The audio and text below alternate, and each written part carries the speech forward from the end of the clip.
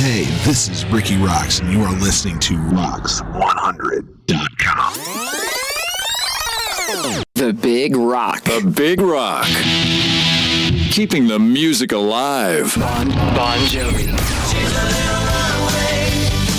Lenny Kravitz. Hey, all you rockers. This is Johnny J, your host for The Big Rock. Catch me right here on Rox 100 as we are keeping the music alive, rocking the 70s, 80s, and 90s. The Big Rock on Rox 100. Rock. The Big Rock. The Big Rock. Everything that rocks. Hey kids, would you like to be a rock god the likes of David Lee Roth in his heyday? Then you need to get the Rikki Roxx Rock God Starter Kit.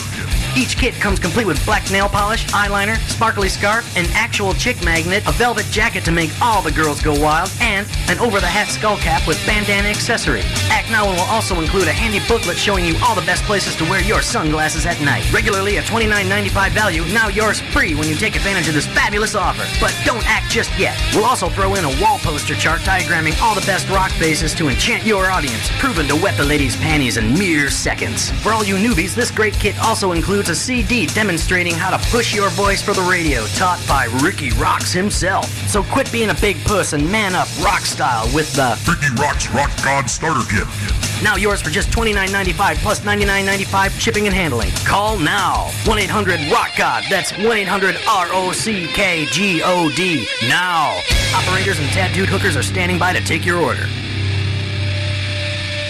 Feel your best before making an arrest. What you gonna pick? Cop pockets when you don't want something salady. Avoid police brutality. What you gonna pick? Cop pockets. Cop Pockets, filled with juicy jelly, mouth-watering maple and bacon, and creamy custard on a crispy donut. When you want an easy meal while you're busting that your deal. What you gonna pick?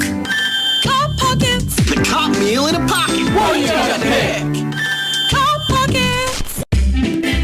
Did you wake up this morning with a nasty rash and nothing but regret? Did you go home with a sweaty bass player last night? Did you wake up wanting to chew your own arm off because some skank's laying on it? Are you feeling a burning itching sensation in your crotchal region? Do you feel like you need to scratch your ass with tree bark? Are you walking around like you were banged with a Scud missile? Did you meet someone at the bar you thought would actually call you back? Idiot! Then you need Skankosporin. It'll cool that burning sensation before you do the walk of shame to the cab. That's Skankosporin Itch Paste. Available in In-N-Out Party Stores, Bottles and Stuff, 8 Mile Liquor, and Cunningham Drugs.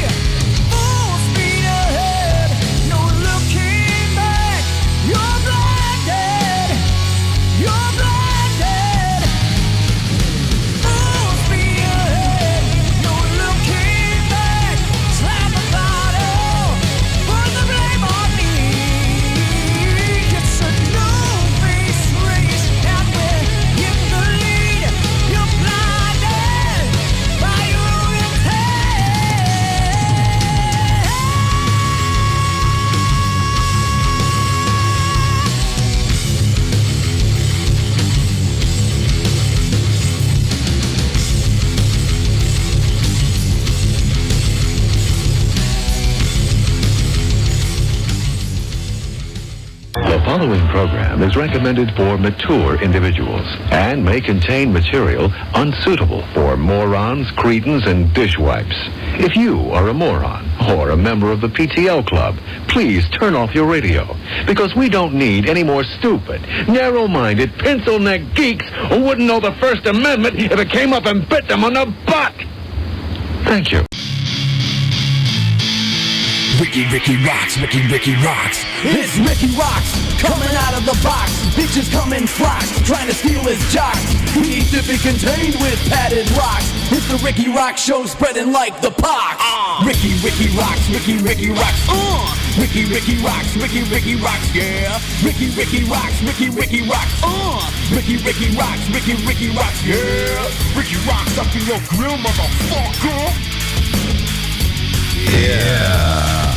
Echo. There's one more echo. There, now it's gone. All right, here we are. We are back, finally. After yet another week off.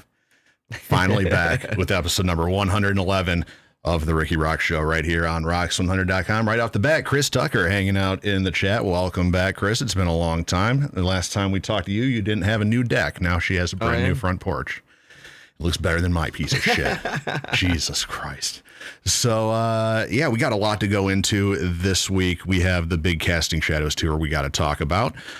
Good times had there. We have Beer of the Week that we got on the road. That was kind of the most badass money saver ever. I was like, shit, I ain't got no money to go buy Beer of the Week this week. I'm like, oh, Raz has it. Yep. I'm surprised he didn't drink it. Come on, man. I don't know. What do I look like? An alcoholic? Oh, shit, I got nothing in here. We specifically talked about, and I told the guy after he gave us the growler, I was like, yeah, we're going to do a segment, our Beer of the Week, as soon as we get back on it. So. Yeah. And we didn't do it last week because we were tired. We were tired, boys. I was just like, yo, man, we don't have to do it today. Well, that drive back sucked. Like, it was horrible. I hit traffic quite a few times where... I mean, it was like supposed to be 5.5 hours. And like, yeah, the last couple hours, I was just like, I just want to be home. Yeah, you took off early that last day. I'm like, oh, where'd Raz go to have a series? Like, no, man. Jeff's like, no, man. He took the fuck out of here. You literally had just hopped in the shower, and I was like, I'm not even going to stick around. Like, I was like, I'm going to get on the road because I was like, it's going to be like 5.5 hours. Yeah. So I was like, fuck it. I was like, geez, what a way to go. Awesome time on tour. You just got a ghost at the very last minute. No, it was just the fact that we had two vehicles, which sucked. But, you know, it could have been worse. Actually, the whole run was great. It was just getting home sucked. Yeah. Yeah, we'll get into that. And we have our nuts and bolts that we're going to get into in a little bit. This is a long-winded one. I don't know. I can't even make heads or tails of it, but we're going to go into that. We have our Pump or Dump Band of the Week we're going to get into. Keeping with, I guess we're having a metal theme today because we're going to be talking to Preston Mailand and maybe the rest of the guys in Heart of Jordan. They're at band practice like right now. And he's like, well, if you don't mind the rest of the band jumping on and being a bunch of fucking idiots. And I just hope I don't accidentally want to start interviewing Alfonso. Because it's kind of... Preston, he just give Alfonso the phone. Let's just talk to him. He's in both bands. That counts. Well, I actually did have a couple questions that we're going to kind of not necessarily poke at in a bad way, but...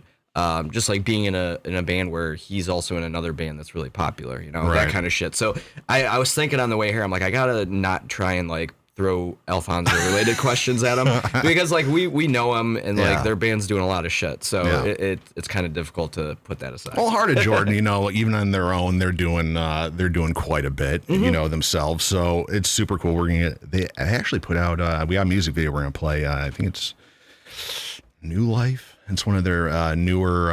Was that the one that came out back in like April? I think so, yeah. Yeah, I just was looking at their Facebook page.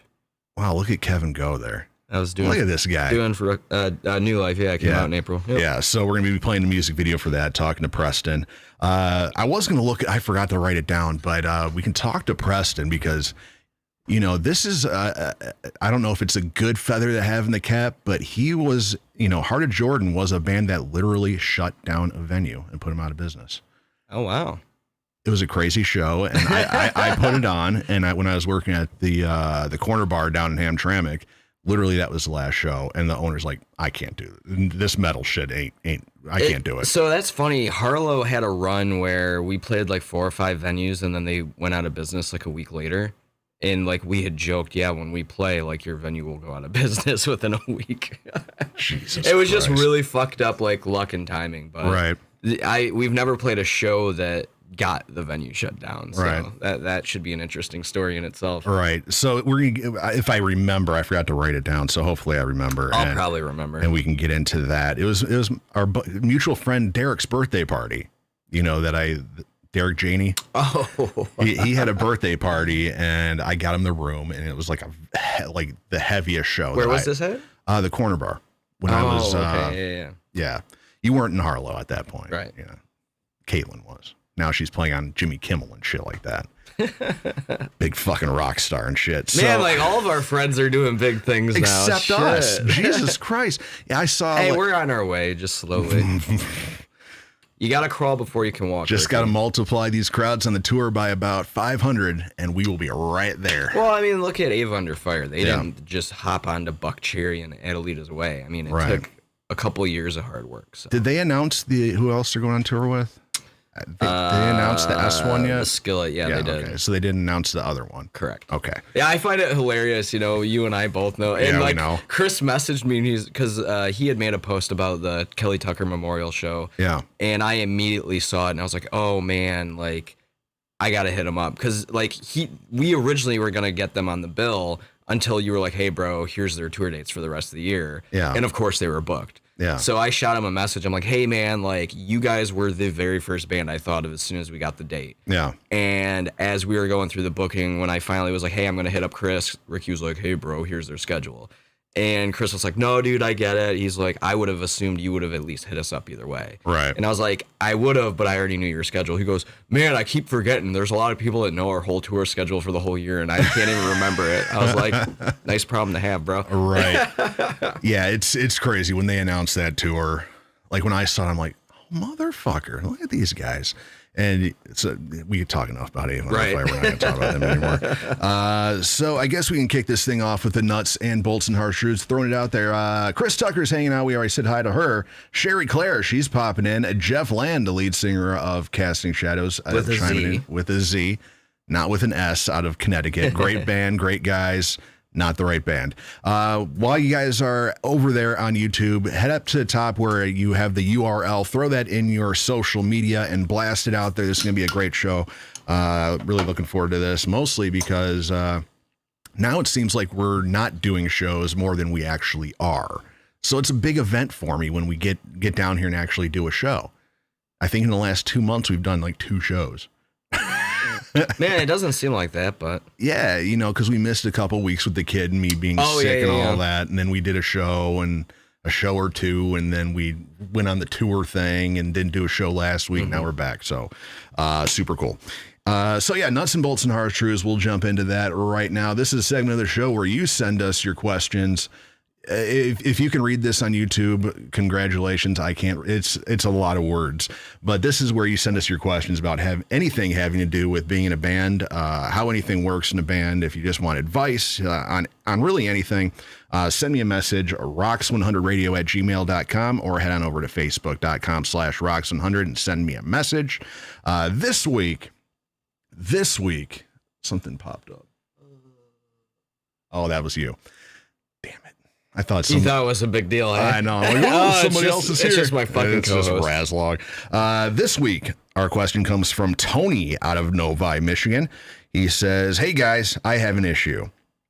I am in a band and we are very divided on a number of things. Welcome to the club. From merch ideas to potential touring to some guys not showing up, other guys being too demanding. We have a good sound and we normally get along awesome. But we are having issues and no one wants to quit and no one wants to fire anyone else. The guys are pretty steadfast in what they want to do. Some guys don't want to overspend on things. Some don't want to play too much. Some want to play all the time. Some guys want to write new music. Some guys think it's too soon. And then in parentheses, he put, we just released an EP after Michigan opened up after COVID. What would you guys do in these kinds of situations? Thanks. Kevin Razlog. Well, that's like welcome to being in a band, man. Right. Those things are going to happen.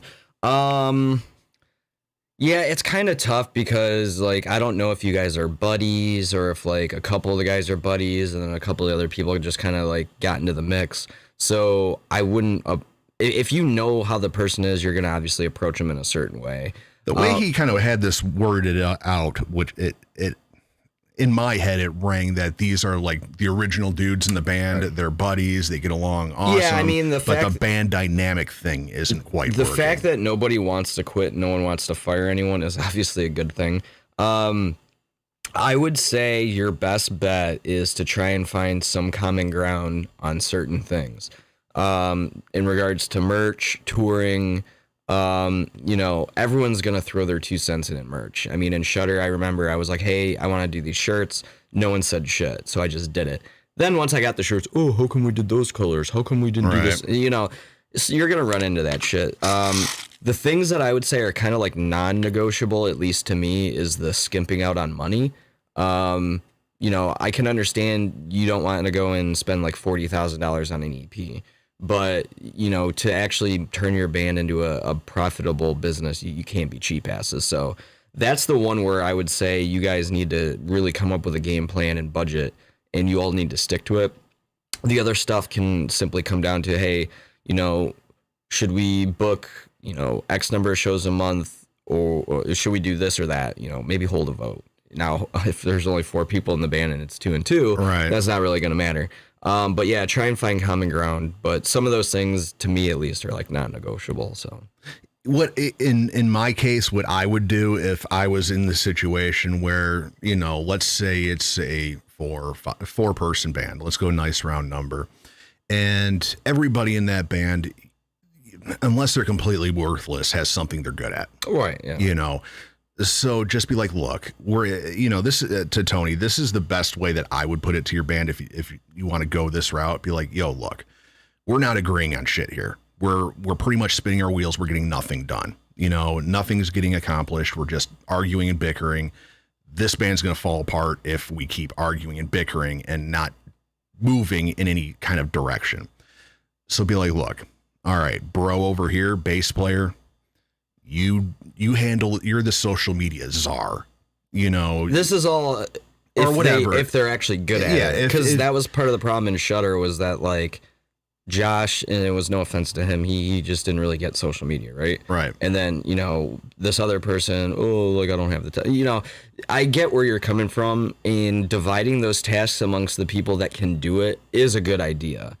Let's just go into this assuming that's not the case. You know, if that's not the case and nobody in the band is good at, you know, social media, doesn't have the connections for booking, doesn't have the... Because there are people in bands that are like that, though. You know, some of them are just really good at music and they need someone to kind of kick them in the ass. So if you're in that kind of situation, listen to our show. I've never been in that situation, because I've said it a million times. I just tried to learn as much as I could just so I could just do it. That's how I was too. And I did booking out of necessity, not a choice. So if you're in the situation where you're a bunch of dudes that just play guitar, sing, and play drums, and that's the extent of your abilities in life, you know, then I'd look at, be like, look, we need another guy. We need a guy to make these decisions, whether that be a friend of yours that wants to kind of be, you know, if you're in a 4-piece thing, be that 5th vote. If it comes down to it, somebody you trust. And, you know, if you guys are all buddies, you probably have a mutual buddy that's not good at anything musically, but loves the band and wants to help business and knows other stuff. And you can head up like Sight Set North, you know, we do that kind of stuff too. So. You know, have that other guy that's like, that can either break the tie if it's split down the middle. I mean, how many bands have we known over the years had that pseudo manager, whether it was like an aunt, an uncle, or a friend? And it's kind of funny because people would shit and crap on that, but at the end of the day, those bands were generally doing shit. Right. And that's the reason why. They had somebody else handling the business. Right. So, you know, that's, you know, and you know, I'm hoping, you know, because I hate seeing bands that are pretty much a bunch of idiots and don't know how to do anything other than play guitar. You know, if you play guitar, you have, learn to do something. The easiest way to do it is just divide and conquer. Right. That's for sure. the complete easiest way, rather than, the whole band, like you were saying, bickering over the colors of a t-shirt. Right. Just be like, yo, this is my job. Let me handle it. Right. If it falls on its face, my bad, it's on me. I'm taking that responsibility. If there's that guy who, the touring thing seems to be a rough issue with these guys. Some guys want to do it, some guys don't. I don't know how serious realistically, these are. if they don't knock out all the things we're going over, touring shouldn't even be in the conversation. Right. So it's like you got to crawl before you can walk, and these are the things they should do before. Exactly. And if you guys get all this shit done, you have you argue your way through the merch, figure it all out, figure out all the stuff, figure out the content. You have your social media dude that's just coming up with content ideas and getting it done and doing that. And you get all that shit moving. The touring thing, there's some bands that just don't want to, he's from Novi. So I'm assuming just playing Michigan, where you jet out on Friday, play a show, drive 3 hours home, go to work. That kind of thing. If it kind of just, when it comes to touring, it kind of just depends on, if you want to do that kind of thing, how badly do you actually want to do it? Right. If you really want to do it that bad and that's your goal and that's your mission in life, this isn't going to be the band for you at all, because you're going to have those guys who be like, ugh, I really don't want to do this. They're going to quit. Yeah. They're going to quit anyway. So this isn't the band for you if that's something that's kind of like... Now, if the ultimate goal for him is to tour, starting that is a good way to weed out the people that don't want to do it. Mm-hmm. So it's a complex thing, but the one little other piece of advice I could give Tony is, for me, right, like I started doing booking out of necessity, and it took a while, but it clicked. And certain people took notice of that, and then they started going out of their way to like learn different things. You know what I mean? So like, say person A is like, oh, I don't know how to promote like this and that. Like once you start getting those cool shows like out of state, then they're like, oh, like I have to promote this. Like this is really, it might kickstart some creativity and more responsibility for those people, but it's a really delicate process. So, best of luck to you. And if you have any questions, you can always reach out to us. Are you sick? No. You sound like you got like a stuffy nose, no, or you got something going on. My fucking allergies in my throat. I think it was all the yard work I did yesterday. And I was cutting down fucking like weeds that were like 15 feet tall, and there was pollen. Yeah. So like my allergies and shit have just been a fucking nightmare since yesterday. You sound like a fucking mess. I mean, I feel perfectly fine, so I can smell and I can taste, so I think I'm good. So yeah, Tony, that's I guess that's the advice. If you guys get along, you got the first big hurdle of a camaraderie is important. That's the big thing, that you guys can disagree on stuff and you guys are still cool. And not like block each other on Facebook and be like, fuck you. Right. So you guys got that going for you, in all honesty, unless somebody's like, yo, touring is just out of the question for me. I have no money. I can't make it kind of, got to kind of replace the guy, because you can program anything nowadays. So. You can program it, spend a little dollars. Hopefully it's not the singer. You can program that. No, too. I know, but it would just be weird. You could do like a fucking hologram of the singer on stage, and then the rest of the band is just rocking out. Yo, Billy, just run through the vocals. We'll auto tune it and just play it in the background. We just rock out. It'd be fucking stupid. Don't do that. But yeah, if you guys get along, everything else, will end up working itself out. If you guys move forward with all this stuff and then there's the one straggler behind, he'll eventually fall off at some point, or you guys will get sick of him and forget him at a bus stop. Yeah. Sorry, bass player, you got to get your own ride. So yeah, Tony, it's a rough situation. Been there. We've all been there. Been there plenty of times. I usually just quit, and that's why your roster of bands that you've been on is in fucking almost triple digits. And the reason, and this kind of goes toward it, that's pretty much the reason why I quit 90% of the bands I've ever been in, is because it's like, yo, we're on different planets as far as what we want to do. Right. you just want to sit there and write in the basement. You don't even care about playing shows. You just kind of want to fuck around with your buddies, which is cool. Not my bag, and it's like, do I want to fight this battle for 6 months or just fucking move on? So I usually just move on. So Jeff Land, let's not get crazy. Replace the singer. Ridiculous. Jeff, everyone's replaceable. Come on, man. Technology has made people obsolete. Well, he's a rhythm guitar player too. So. Jeff, we can automate your job. Come on, man. Just like the auto industry. I had some people bitching the other day at work. And they're like, I don't understand. Like, every time I do this, it doesn't fucking work right. They were trying to work outside their footprint. Yeah. And I was like, I got a really easy solution to this. And I was like, you won't ever have to worry about it ever happening again. They go, oh yeah, what's that? I was like, we can automate your job, and then you won't have to be here. Wow. And they were just like, what? And I was like, yeah, how you like them apples? Wow. Speaking about auto industry, Kevin Razlog, big news on the job front. I'm not leaving the auto industry, though. But big news on the job front. Yeah. You're all smiles. But I'm bringing up Kevin Razlog's job.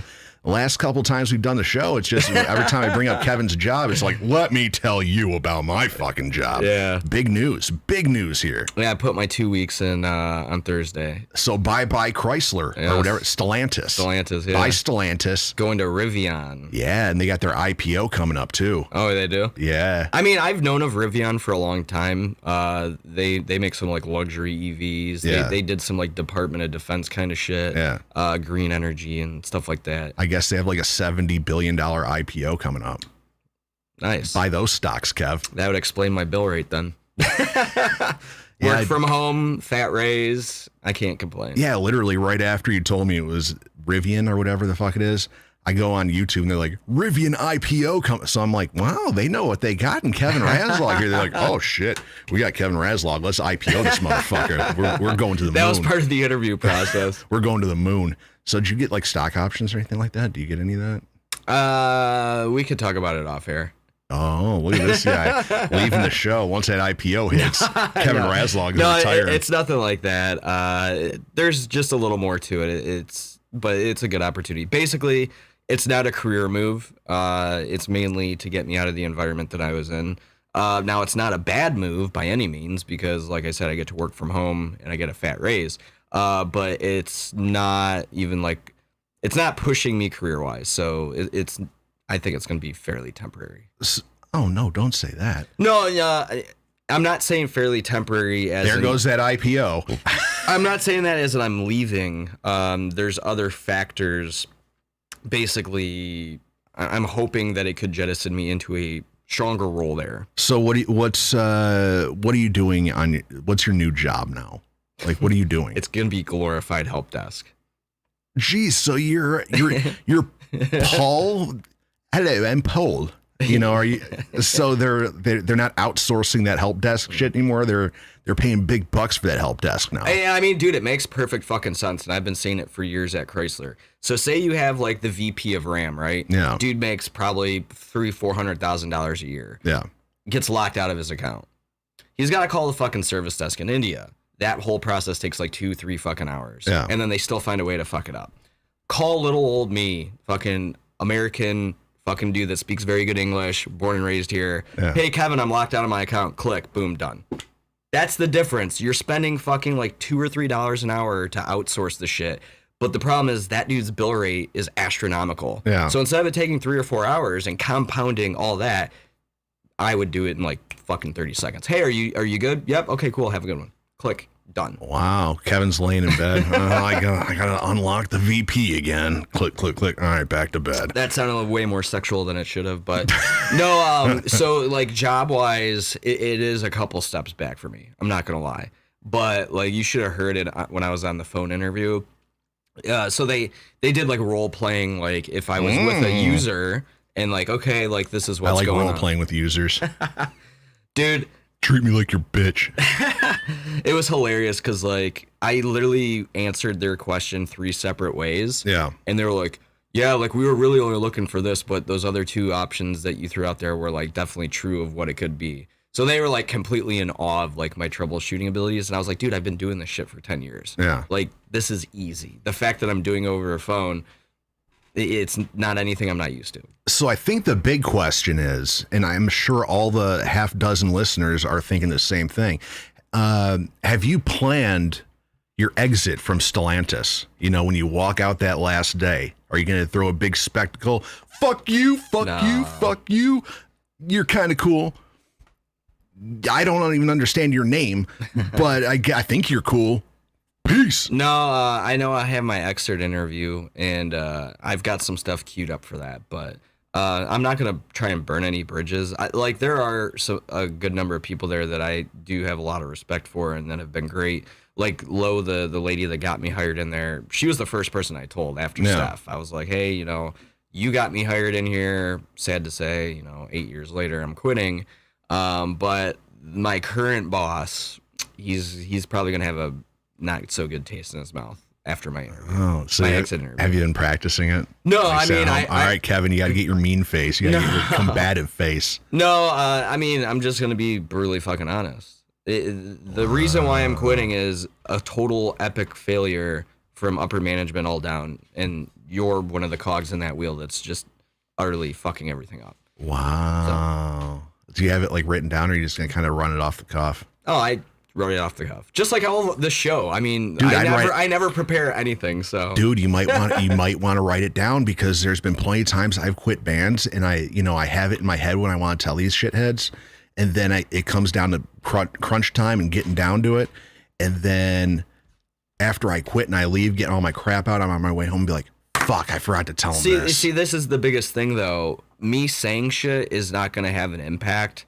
The absence of me physically being there is already going to be enough. I'm not too worried about that, what I have to say. Well, it's not you're looking for an impact. You're kind of just looking for that self-fulfillment that, oh yeah, I told you, motherfucker. My fulfillment was my email that I sent them for my 2-week notice. It was literally... All right, so we have 2 seconds. Read through, what was it? You don't have to look it up. I'm sure you can memorize what the fuck. It was one sentence. I just want to make sure I said it properly, though. To whom it may concern. No, okay. Fuck you, I quit. No, so yeah, basically I said, I CC'd, my supervisors, and I said my last day as a Stellantis employee is 8/12/21. Thanks. That's all it said. Not, thank you for the years, and, I've learned so much, and this has built me as a person. It was, and the subject was 2-week notice of employment. Straight to the fucking point. And then I was like, my last day not even, hey, I regret to inform you. It literally said, hi, good afternoon. My last day as a Stellantis employee is this date. Thanks. Kevin Raslog. Yeah. Did you hear anything, when you went into work? Was it weird? When you walked in? No. Or were people kind of giving you the look, like, oh, here's this fucker. He's pretty much useless for the next 2 weeks. So all my coworkers were incredibly bummed because they know I bring a lot to the table. Yeah. Management, they were like, oh, man, like, why are you doing this? Why are you doing us like that kind of thing?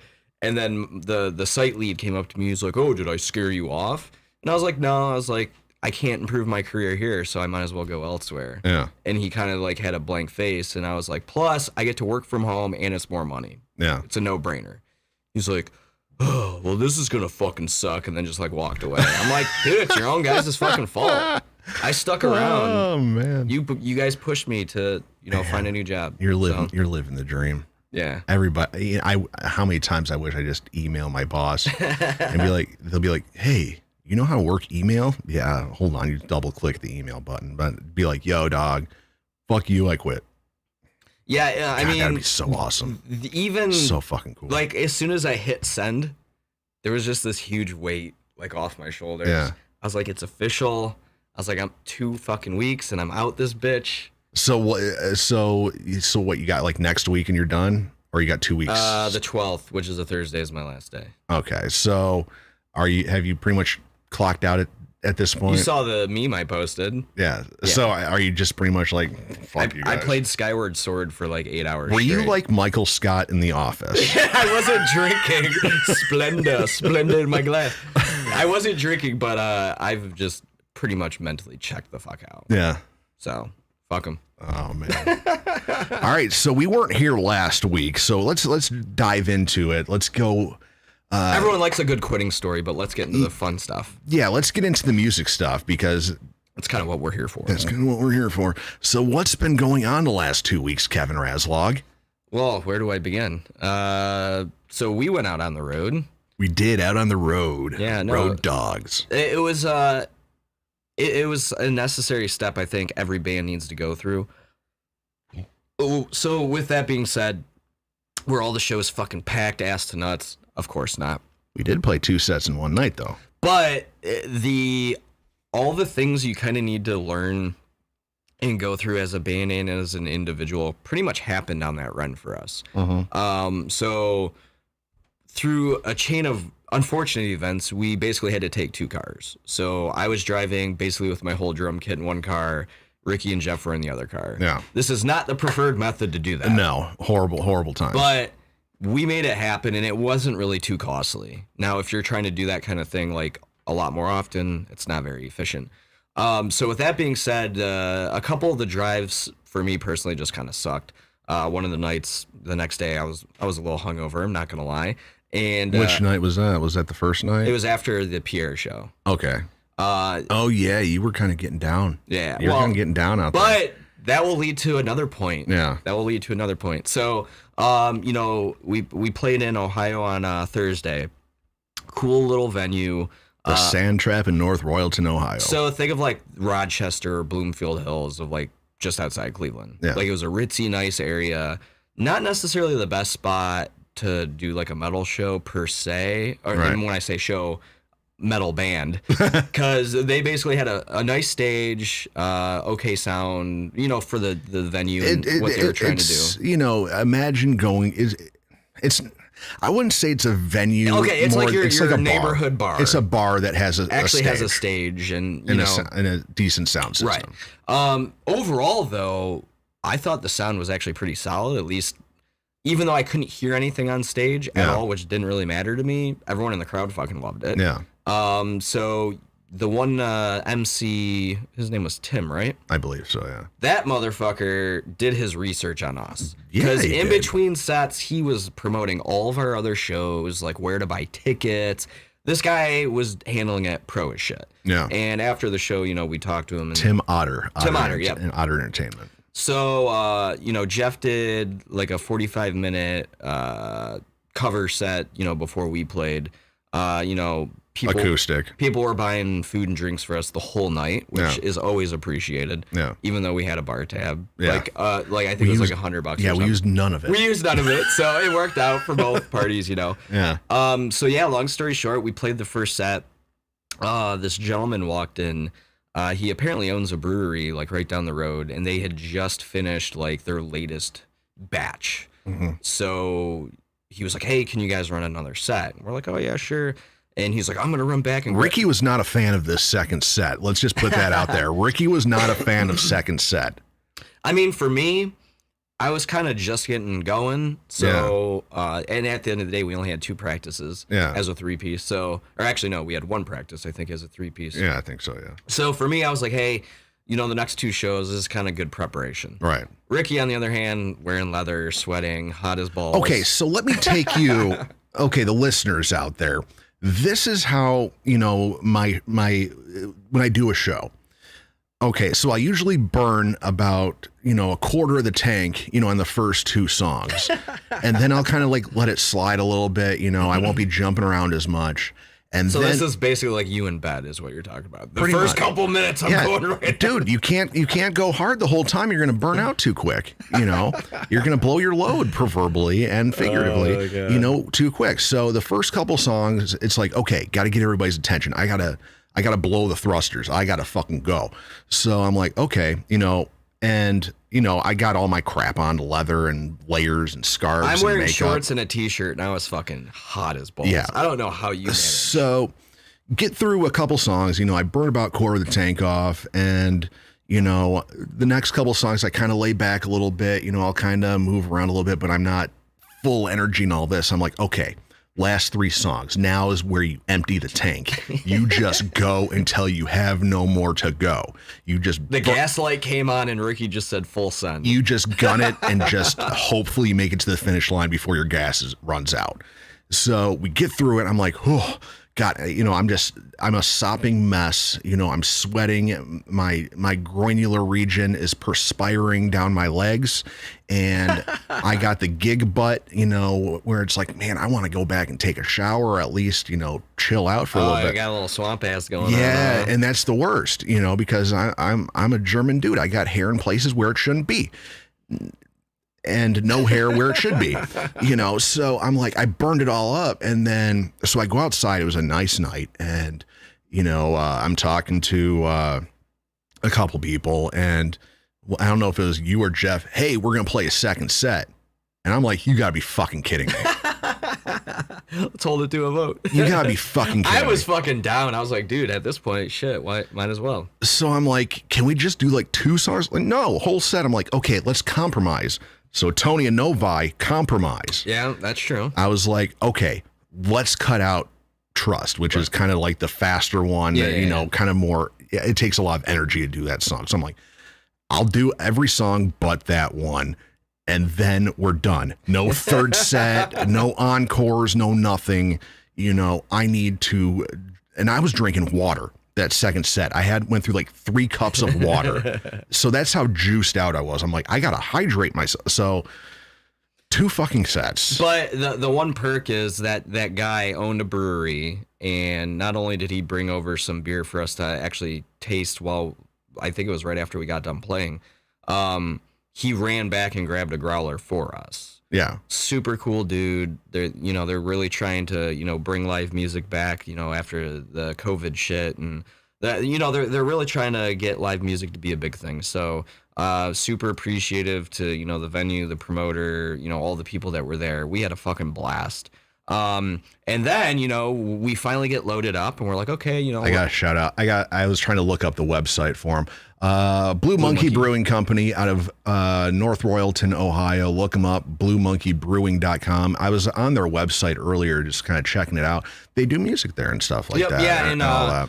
I was talking to him about that, and I was like, hey, if you ever want us, he kind of made it sound like we might be a bit too heavy, depending on what they do. And then I was like, oh, well, George and Ede would work. Gotta work that angle. Yeah. So we leave. We stop at a gas station to pick up, a little bit of food and some beer. This is where we get sad, Kevin. This is sad. I've never seen Kevin so sad in my life. 3 after 1. Yeah. I go to the cooler. I grab a case of Yingling because we don't get Yingling here. I'm all fucking happy. Excuse me, sir. You can't buy after 1. I literally look at my watch. I'm like, it's fucking 3 after. Like, are you serious? She's like, yeah. And I'm like, so dejected. Because I purposely didn't drink very much while we were playing. I think I had a handful of beers. And I was like, yeah, we're going to go back to the hotel. I'm still used to working till 4 a.m., mind you. Right. So I was like, I need to have a couple beers to fucking relax and chill.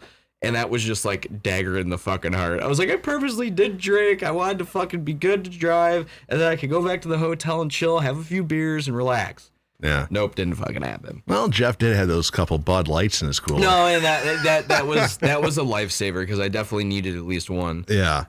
So the next day we were in Fort Wayne, Indiana. Piers. Yeah. Oh my God. Sick fucking venue, dude. So I think it was like a 3-hour drive. Not too bad. So if you guys have never been to Piers, and say if you're from the Metro Detroit area, think of it as a lot bigger, and I don't want to say. It's the Diesel on steroids, as far as let's put it that way. There's a couple venues in there, restaurant and all this stuff, and they're still building comedy club. They're gonna have like 5 rooms in that fucking place, and they have big bands like they've got like Motionless in White coming up, Drowning Pool, Pop Evil. Yeah, I mean the stage we played on. Realistically, I don't think we deserved, and let alone most of the bands on that bill. We probably didn't deserve to be playing that room, straight up. Super pro sound, super pro lights, super pro stage, fucking gigantic. I think you made that Saint Anger snare scream on that show. That was funny. So yeah, the capacity of that place had to have been like 1,400. Probably. At least 1,000. There were so many like little nooks VIP areas, nooks and crannies. Very expensive drinks, but they poured very generously. So basically, we were told we were going 3rd, and then all of a sudden they're like, hey, who's next? And then the sound guy's like, where's Casting Shadowz? And I'm like, right here. He's like, you guys are on next. I was like, fuck. So I hadn't normally when the band before us goes on, that's when I start like actually setting up more of my stuff. Yeah. So I had done minimal fucking prep for my drum kit. So I fucking hauled my ass up there. I'm just going fucking balls to the wall trying to get everything set up. And I never like starting a set that way. I have like my own little routine. And it's not even a routine. It's like literally just taking my time. You got to ease yourself into it rather than rushing around. So that I wasn't too happy about, but whatever. Like, I'm not going to be upset about it. I guess one band dropped or something like that. Right. So. Yeah, the opener, which we didn't fucking know. And the Artifacts actually went on first. Those guys were fucking phenomenal. Yeah. I think they were from Columbus. So yeah, we threw down our set. I thought I played really, really fucking good. When we were basically getting done, the one sound guy, the guy with like gray hair, he was the cool dude. Yeah. He was like, oh man, he was like, you guys were fucking sick, blah, blah, blah, blah, blah. The other sound guy, he was like, what the fuck is the deal with that snare drum? And I picked it up. I'm like, this? He goes, yeah, it sounds like fucking Saint Anger, but like even worse. And I'm just like, really? Uh-oh. Really, motherfucker? Kevin's prized possession. I mean, like, the thing that that's like telling a parent their kid's ugly. Right? No, the thing that pissed me off, I was like, well, what was wrong with it? And he was like, oh, it's too low and too this or whatever. I'm not a sound guy. Right. And he's like, if you would have threw some moon gels on it, that probably would have fixed it. I'm like, I got moon gels. I asked you guys if you needed me to tune anything, like if anything sounded out of whack. What the hell's a moon gel? It's like a little, you know those little things you would get out of the gumball machine that would stick on things? Sure. Yeah, it's basically that, and it kills like overtone and like different shit. Okay. It makes it so like the thing I've learned over the years is like even if your kit's not tuned, like I always try, but when it's in a hot trailer or a cold trailer, the heads get a little loose, whatever. There's only so much you can do. We don't have techs. We don't get to do like a full sound check. Like it's basically get up and go. So I always keep those because if the shit's really out of whack, slap one of those on there. It'll mask most of it. Right. And then the sound guy can kind of fix the rest. So we got done playing, we were hanging out, talking to people. At the end of the night, the two bartenders took really, really good care of us, even though the drinks were really expensive. But I was like, hey, can I buy you guys a shot? And they were like, oh, yeah, as soon as we close, we'll do a shot together. I was like, okay, cool. So I think my bill was like 40-something bucks, and I tipped them exactly what my bill was. Yeah. So they basically made like 50 bucks. So the one girl goes, oh my God, like you didn't have to do that, blah, blah, blah, blah, blah. I was like, dude, it's not every day you get to play a venue like this sick.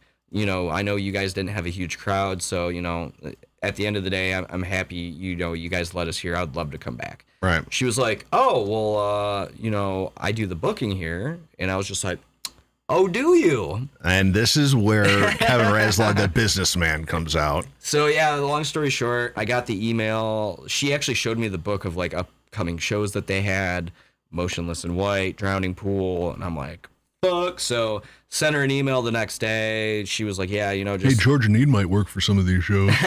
Well, there was a couple, like, country-esque ones. But yeah, I sent the email, she responded back, and she's like, yeah, we'll be in touch, this isn't that. So I was like, cool. So the next night, we were in Louisville. Louisville. I have only played at one venue in Louisville. And it was right in downtown. This place was basically in like the Rochester, Bloomfield area. Nice. Very ritzy area, even though... Plantation houses. Even though, like, literally a block over when I went to go get cigarettes, it was, like, hood as fuck, and there was, like, a shooting, apparently. Awesome venue. The guy that did the booking there, I think his name was Edward. He had just taken it over. So anyways, a band that Harlow had played with in Kokomo, Indiana, years and years and years ago, was playing that very same show, Salem's Child. Yeah. And literally, I'm walking in. Holy shit, is that fucking Raz? And then like three other people were like, oh my God, dude, like fucking, we remember you from Kokomo. So crazy. That was actually Raz is like the big rock star. Everyone around the country knows who Kevin Raz. So the night before at Pierre's, when we were walking in, one of the other bands from Flint, I knew two of the guys in that band that I had played with years ago at a show randomly, and they pointed me out. So it was like 2 nights in a row. People were like, holy shit, there he is. Look at this. But you know, it was the stage was kind of goofy. It was really, really long, and kind of skinny, so there wasn't really move to go back and forth like that. Yeah. But dude, we fucking kicked ass that night. We had a really good set. Everything on stage sounded really good. Yeah. And then afterwards, we partook in drinking karaoke, which was the camaraderie. You know, we had a good time. Raz was getting turned that night, dude. There was some Bohemian Rhapsody that happened. I did. I Believe in a Thing Called Love by The Darkness. Did. And I don't know if I was very good. I think Jeff has that video. I have Bohemian Rhapsody on my phone. I tried posting it, but Facebook wouldn't let me post it. But probably for good reason. And you know, if I had enough forethought, I would have emailed it to myself and played it. The kicker here is at the end of the day, that's like one of those team building exercises. Yeah. Like not many times, like even if you're playing semi-locally, do you and the rest of the band like go and do something? You know, if anything, you're gonna hang out at the venue and bullshit. It's not like you go out and go like, oh, let's go fucking play laser tag, right? Right. So it was just really funny, you know, we had hung out, we were mingling with all the bands, and then they had a DJ come in. Yeah. So we were like, oh shit, we got to get our stuff out of here. I felt bad for that DJ. He was there by himself. He hit me up on Facebook. And he's super cool dude. But yeah, as we were leaving at like last call, like he's still in there. And we're like, hey. The bar in that part of the area was closed. Right. You know, so everybody had moved over to the front bar. He gets paid a flat rate, though. He was just sitting there. For how much he got paid, though, to sit there for 2 hours, I was like, I'd probably do the same. Anyways, so, you know, we got everything loaded up. The other bands that were out of town for that show, they had a hotel not too far, and they took off. So on the other side of the restaurant, bar, venue, whatever you want to call it, you know, people were doing karaoke. And Jeff and Rikki were all about it. I was like, okay, you know, whatever, fucking hang out. And then drinks started flowing a little bit. And they were. The liquid courage came out. And I was like, fuck it, I'm going to do it. And the kicker was, as soon as I said I was going to do it, they're like, all right, this is the last song. And I'm like, I was all geeked. I was all excited. Yeah. And then Larry, him and I are friends on Facebook now. Look at this guy. Larry was like, oh, you guys are from Detroit Rock City and this and that. Yeah. And, you know, we started bullshitting. He's like, fuck it, we'll do a couple more. Yeah. So they let me do that one. And then Jeff did some Seeger. Yep, Jeff did some Seeger. Yeah. We wrapped up the night with Queen. Bohemian Rhapsody. And the bartender, I'm glad he did not hate me because I was like, oh, dude, thanks for saving me. He's like, no, he's like, it's all good, man. But he kind of had that look on his face like you had no business doing karaoke for that song. Right. I was like, yeah, I'm fucking having fun. The big like, it's like, I've known you for so many years, but I've never seen that side of Kevin Razlog before. You know, like the touring Kevin Razlog, where it's like, you know, it's not like, oh, I got to go home. You know, I got to make sure, you know, got to get up in the morning, cut my lawn, kind of thing. The responsibilities at that point are, okay, like Steph went to bed. I'm going to make sure I text her as soon as I get back to the hotel. Yeah. But other than that, it's like, I don't got to worry about work. I don't got to worry about this. Yeah. Yeah, there was, I think it was when we were in Indiana. Yeah, it's like you're on vacation. When we were in Indiana, or was it Indiana or Ohio? No, it was Ohio the first night. And we're sitting there eating, and then you're like, hey, you want to do some shots? And I'm like, what? What the fuck are you talking about? Kevin Razlog does shots? He's like, why not? And I'm like, Jesus Christ, we didn't do the shots. I don't know why. Or no, we did. No, we did. After we got done playing. And I'm like, dude, this is like Kevin 10 years ago, old school Shutter shit. You know? Well, so there's a big difference, though. Like, after Harlow went out on the road, you realize how taxing, not only from your wallet, but like the next day when you have to drive and you're fucking hungover, it's not fun. But at the same time, you know, I always want to make sure that I'm performing at an optimal level. And as you get older, you realize the booze intake can severely diminish the quality of your craft. Notice I didn't get drunk once on that run. No, you slept the following day in the car like you had been partying all night. Okay. Okay. So So Jeff Land, I doubt he's even listening anymore. He was the last comment. Yeah, well, that was like 20 minutes ago. So if you're still hanging out in the chat, make some noise in there. I like to see things move. It makes me feel happy that, you know, somebody just didn't leave their phone on and now it's shitting. We appreciate the views. You know, but so this is what it's like driving a Jeff Land. Okay. You're aware of the time, right? Oh, shit. Okay. Well, if we have time at the end of the show, we'll do that. Sorry, I wasn't trying to cut you off. But yeah, good, because we got to keep the schedule on a little bit. All right, so we're going to get into our Pump It or Dump Band of the Week right now. This is a band called Scattered Storm of El Paso, Texas. If you're a fan of Gojira, Tesseract, Fear Factory, Meshuggah, or industrial groove metal, you might be into this. Make sure I got the right video here. This sounds right up my alley. You might be into these guys. They have a new EP called Oblivion that they just released. It's available on Spotify. They need to change their Facebook URL because I can tell they haven't changed it. But you can head on over to facebook.com/scatterd-storm-106688970852378. And you can check they're a relatively new band. I'm surprised Facebook hasn't like a built-in thing to fucking purposely like make it not that stupid. They usually let you pick a URL after you reach like 100 likes. I'm like, you should have probably done that 500 likes ago, you know. But they have a video out for their single Kingslayer, since we're talking to Preston Mailand and the guys from Heart of Jordan in about 20 minutes. God, we got to rush through this. Pumped or Dumb Band Week. Ricky's about to throw the thrusters on again. I know. Here it goes. I'm going to burn out I'm going to blow my load before Preston gets on the phone. Them Evils, they were a couple weeks ago. They had the song Got Me Rockin'. 1 vote. I think that's the lowest we've ever had for a Pump or Dump Band of the Week. Yeesh. But hopefully Scattered Storm ups their game. El Paso, Texas. Let's go for 2. Here it is. And we're going to play this video and then come back with a beer of the week right after this. Episode number 111. Of the Rikki Roxx Show right here on Rocks100.com.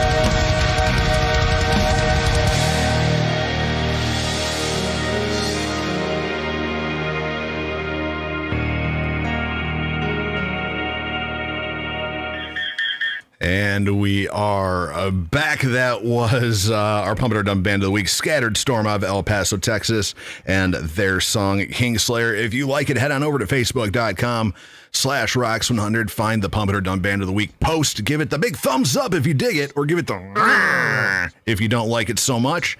El Paso, Texas, representing with their own take on industrial groove metal. So we get into our beer of the week right now. You can't hear it, but everybody else will not. Okay, let's try that again. Beer of the week. Can't hear it. This week's beer of the week, like we said before, comes from Blue Monkey Brewery out of North Royalton, Ohio. This is their Merry Monkey Christmas Ale. It was hard finding any info because this is a brand new beer, and they just put it on tap like a week ago. So, well, he said they like just finished it that day when we played. Okay, so it's been done for a week. Yeah. So there's very little info on it. World exclusive. Pretty much. Boom, boom, boom. Need the sound effects. Yeah. Do I? No, I'm not even gonna bother. I gotta figure this out. I already did it, so whatever. Yeah. So Blue Monkey Brewery out of North Royalton, Ohio. Their Merry Monkey Christmas Ale. This is 7.5% ABV. Have absolutely no idea how many IBUs it was. I know it's an ale. That's all I know. And the price point, I have no fucking idea. We got it for free. And Beer Advocate doesn't have a score for it, and there is no description on it. So we are going into this one completely raw dog. Yep, basically just taste buds and our hazy memory of that night. Yeah.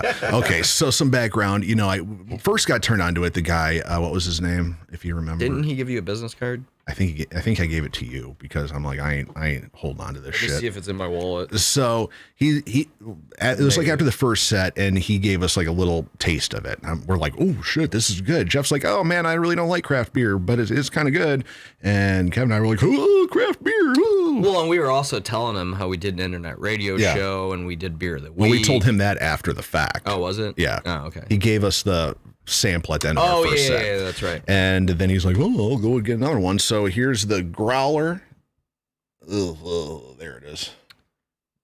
So super cool. And Kevin Razlog, this thing has been in your car, or it was in your car for a couple days. You put it in the fridge. Yeah.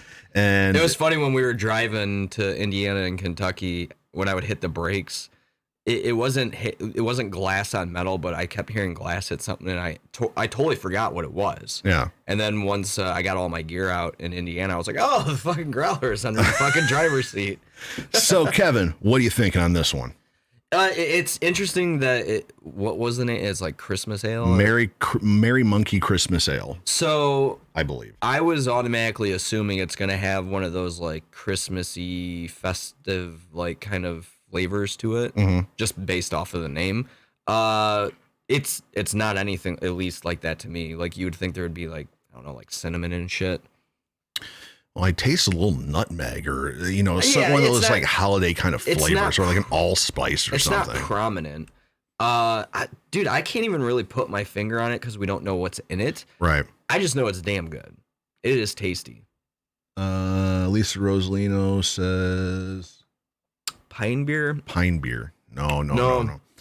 This it almost reminds me of Fat Tire a little bit. With a little bit more flavor. Well, to right. it, more well-rounded flavor. I like Fat Tire. It tastes like a holiday beer to me. If somebody were to say, hey, Christmas beer, here it is. This is kind of along those same profiles, like the kind of nutmeggy kind of thing. I feel like there's cinnamon in there somewhere. It might be kind of buried in there to kind of maybe enhance the nutmeg flavor, to round out that flavor profile. I don't really get a lot of that, but well, it's like you've got a more refined. How you can kind of mix ingredients together and be like, wow, this tastes completely different than all the elements that we put into it. I think that's kind of how the cinnamon and nutmeg kind of coalesce together. Gotcha. To where it kind of makes a completely different flavor. I mean, out of all the beers we've done, normally when you read the descriptions as I'm drinking it, I can kind of go, oh, here's that. I don't particularly get that, but that doesn't mean it's not there. But overall, I think it's a really good beer. It's not too dark, but it's kind of filling, but not like you're eating a meal. I'm kind of getting a little, maybe orange-y, something like kind of like an orange kind of tangy like kind of it's buried in there, you know, but like the cinnamon might be something that kind of with the nutmeg and the cinnamon kind of creates that flavor, which is kind of what I'm getting out of this, which is pretty much when you have a Christmas ale, those are pretty much the ingredients you're going to use. Right. Whether they're bad or good kind of goes into the proportions of whatever you're putting in there. When I had this one in Ohio, this is exactly as I remember it. It kind of has maybe after you let it sit, kind of that hop taste in the back of your mouth, kind of that kind of little bit kind of florally plant kind of thing, but it's so far back there. Most people wouldn't even notice it, but I do because I'm a fucking dork. But the flavor profile, everything kind of coalesces beautifully in this one. It's smooth. The nutmeggy, cinnamon, orangey kind of convalescence of flavor is really nice in this one. It's very smooth. Kevin, what are you going to give this one? Scale of 1 to 10. I'm going to 9 just because the dude was super cool. It was free. But no, hold on, I'm not done. Free beer, you get an extra one. That helps me just reiterate the fact of why I'm giving it a 9, because we don't really know a whole lot about it aside from the name. But it's really, really tasty. Like I said, it kind of reminds me of Fat Tire, but it's not like a version 2.0. It's just a good fucking beer, man. I like it. Yeah, and it's different. I saw the I guess promotion for it at the bar. I'm like, Christmas in July. Why are they going to put out a Christmas beer in fucking July? And that's why I didn't really get I thought maybe they were kind of just playing with the name. Yeah. And personally, I don't get a holiday Christmassy beer taste out of it. See, I'm the complete opposite. Because have you ever had like a Christmas beer before? Yeah. I personally don't think this reminds me of those at all. But then again, the ones I've had were kind of meh. So they usually are, and that's why when I saw because they had some posters up, kind of promoting it, because I'm guessing they probably had just got it on tap at that bar because it's right down the street from the brewery, right? And the guy hangs out there, and shit like that, so they get first runs of pretty much everything. And I'm like, Christmas in July, that's kind of okay. Maybe they're getting rid of their stock or something like this, but I'm like. I tasted it. I'm like, wow, this is fucking unbelievable for like a little,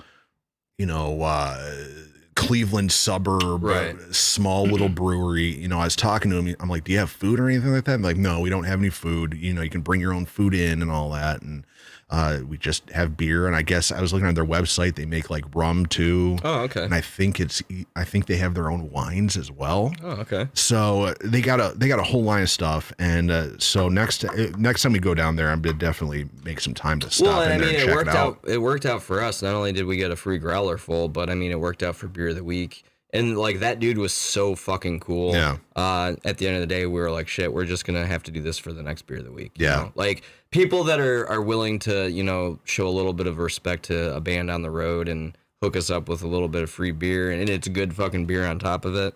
Why not? Yeah, I'm going to go a 9 right there along with you. Phenomenal beer. So if you're ever in the Cleveland suburb of North Royalton, definitely stop in, pick it up, or you can head out to the Sand Trap. I think they'll probably have it on tap until they run out. But head on over to the Sand Trap in North Royalton or Blue Monkey Brewery in North Royalton. Check if you're in that area. Check it out. How far is it from Cleveland, do you think? I think it was like 30, 40 minutes. Okay, so if you're out in the suburbs or driving through, stop in North Royalton, pick it up, and super cool. So there is Beer of the Week. Talk for a minute while I pull up this new music video that I got to play for going into Heart of Jordan. Talk for a minute, he says. Where were we? I'm trying to remember what subject we were on before we went into Beer of the Week, because it was kind of abrupt. But no, overall, at the end of the day, that run was a lot of fun. You had mentioned you hadn't seen this side of me. I don't know, when you're out on the road with What was it like going on tour with Rikki Roxx, though? I mean, I imagine it had to be a dream come true for you, too. You were a little more reserved than I anticipated. What were you thinking? I was just going to be like some crazy off-the-wall bonkers rock star? Yeah. I mean, wow. You tout yourself as the rock god, so well, I mean...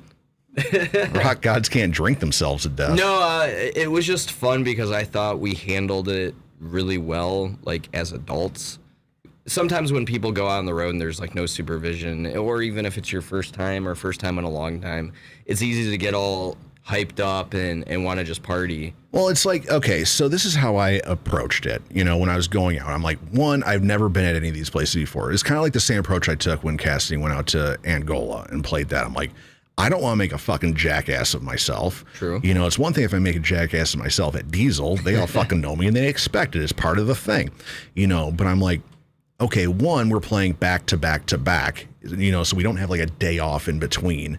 You know, if we had a day off, then I'd be like, okay, I can get a little... I can recover. I can get a little, you know, a little nasty tonight, you know, and I'll have a day to recover. But I'm like, fuck, you know, we got to get up fucking early, you know, and go right back out on the road and then load in again, you know. So I was like, okay, Kentucky, I'll go off the hizzle a little bit, you know, because it's the last day, you know, I'm gonna sleep in the car. I mean, you had no obligations. You didn't have to drive. You didn't have to do shit. So it's easier for you. But for me, like I had said, the camaraderie, that's always the thing that is kind of make or break. Like if you're gonna be stuck in a vehicle or a hotel room, you know, with 3 or 4 other individuals for however long, you know, if you can't get along, it will make things increasingly difficult. But I mean, pretty much each night after we got back to the hotel, we would spend a good hour and a half, 2 hours almost, like outside bullshitting because we weren't trying to get kicked out of the hotel. Right. But I mean, we literally were just, it was like having fun with the boys. And, you know, up until that point, I hadn't personally hung out with Jeff. Right. Like I had 2.5 practices with the band and then our first show. So for me, as a prospective, you know, permanent member, that's the kind of thing I want to see. So, you know, for me, it was a lot of fun. I had a blast. I'm already like itching to go back out again. Like I really want to. Obviously, I know we got a lot of shit to do. Yeah. But no, it was a good time, man. I had a blast. All right, so we're going to get into Heart of Jordan and their song New Life. We're going to play the video for that. Then when we come back, we'll be talking to Preston Mailand, lead vocalist for Heart of Jordan. I believe they're at band practice right now, so we're going to get right there and give everybody a nice break. And so, yeah, that's what's up. We're going to play Heart of Jordan, their new single, New Life, right here, episode number 111 of the Rikki Roxx Show, right here on Rocks 100. Share this on your social media. Awesome talk coming up, and we're going to talk touring. We're going to talk through everything, so it's going to be super fun. Be right back right after this, Rocks100.com.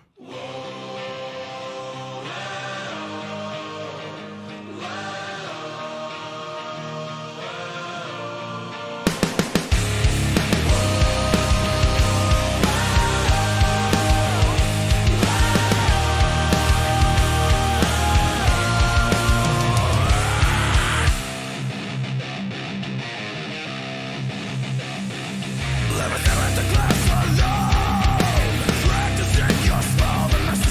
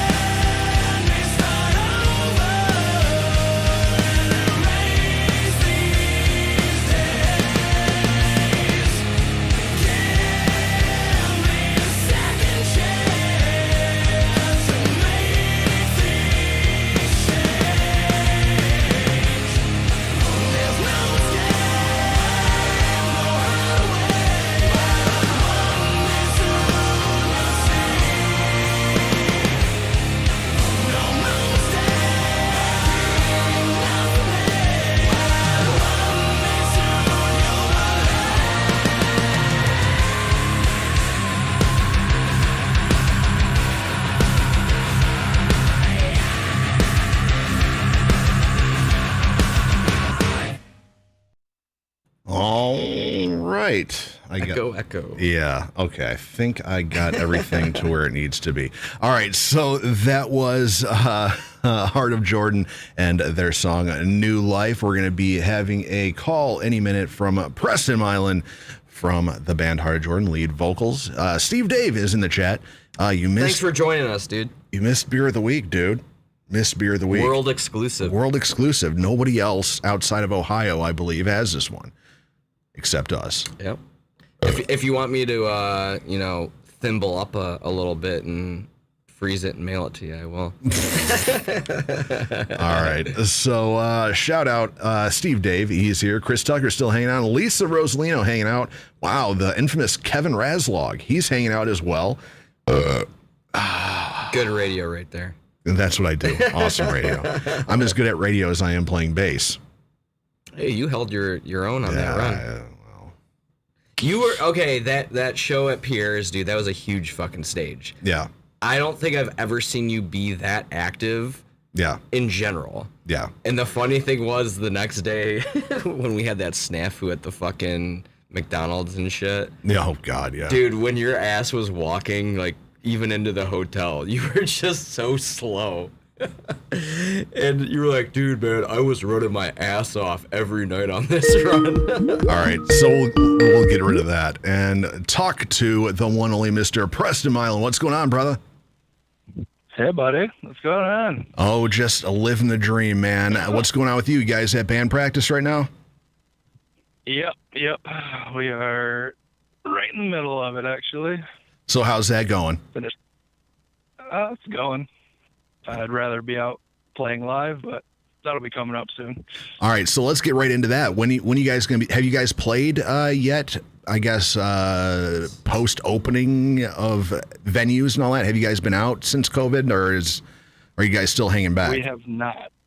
We have not yet. Our first show, I believe, is August 21st. So that's in a couple of weeks. Where are you guys playing at? It is a small little festival in Battle Creek, I believe. I can never remember the name of it. Was it Layla-Palooza? Promoter. Oh, okay. No, I don't think so. All right, so during the whole COVID shutdown thing, what were you guys up to? Did you guys still get together, or were you guys pretty much, let's just wait this thing out and we'll get back together as soon as this shit clears up? Well, personally, I went into a deep depression, gained about 60 pounds, and then, yeah. Oh, that's fun. But we're on the other side of that. It was weird, man. It was so touch and go for a long time. And then, I don't know, about 3-4 months back, it started to become a solid scheduled thing again, which has helped in everybody's lives, I think. So can we anticipate? For a long time, we were apart. Right. So can we anticipate when you're, writing maybe that, depression and stuff is going to sort of be an influence on, some of the vocal content that you guys are coming out with? Oh, yeah, that'll manifest itself into our upcoming new songs, I'm sure. And I needed to bring this up, and we'll get this out of the way right at the beginning. I was telling Raz and the listeners before, earlier in the show, that I wanted to bring this up. I want to bring it up before I forget. But I don't know if you even know this, that Heart of Jordan literally was a band that put a venue out of business.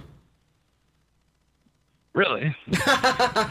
Do you remember? This was a couple of years back, Derek Janey's birthday party at the Corner Bar in Hamtramck. Yeah. Okay, so you I've heard of those guys. So he's laughing, so I'm assuming he knows a little bit. So you remember this show? Yeah. Okay, so from your side of it, because I after that show, the owner's like, Rikki, this is it. I can't fucking handle this shit anymore. I'm fucking done. You know, I'm just going to get rid of it. I'm not even going to sell the place. I'm just going to leave. Wow. So take us. Just leaves the keys and shit. Leaves the keys under the mat and he's done. You know, so take us through that show, because this was the show that I got turned on to you guys. Prior to that, Heart of Jordan was just a band name that would come up in my news feed. I'd never seen you guys live prior to. Did you get turned on to them for the sole fact that they shut down a venue? Well, no, it was like this show. It was Derek's show, and it was very, very heavy. It was a very heavy show. And, you know, Derek was like, yo, Heart of Jordan is like the legit shit, you know, the big headliner. I'm like, oh shit, okay. And the show is fucking bonkers, you know, tons of people. And, you know, last band. Preston, what do you remember from that show? I remember there being a shit ton of people getting shit-faced really early. And then by the time we took a stage, there was basically nobody even left there. They'd been dragged away by their girlfriends or Ubers or whatever, except for Derek. Yeah. He was a trooper. So do you remember this part? You know, there was a guy there, and, you know, he's taking videos on his phone, and then a nice crew of gentlemen that like to ride motorcycles around decide to come in, and they face planted him into that show. Oh fuck. Yeah, dude, okay. That was nuts. So now that we're on the same page, now we're at the same page on what show this is. Yep. Take us through that, because this all happened while you guys were playing. It happened while we were setting up. Okay, yes. Okay, so it was right before you guys played. So you're on stage and you're seeing this. What's going on from the stage perspective? There's a huge crowd, like everybody's getting pumped up and everything. And then all of a sudden, in the far corner, people just start swinging on each other. And then the bar empties, and yeah. Okay. It wasn't fun. Was there a point when they were throwing fists and shit? You're like, damn, this crowd's hyped as fuck to see us. No, I'm like, we didn't cause that. We're good. Damn, we're that good at setting up. These people are losing their minds. So I'm sitting. This is how it was from my perspective. I was running the door, you know, so I'm taking everybody's money. And there's a good amount. Rikki. Yeah, they're taking all their money. And, you know, there was a lot of people there. It was one of the biggest shows, you know, that the corner bar had, you know, and, well, that ever had, because they closed like the next day.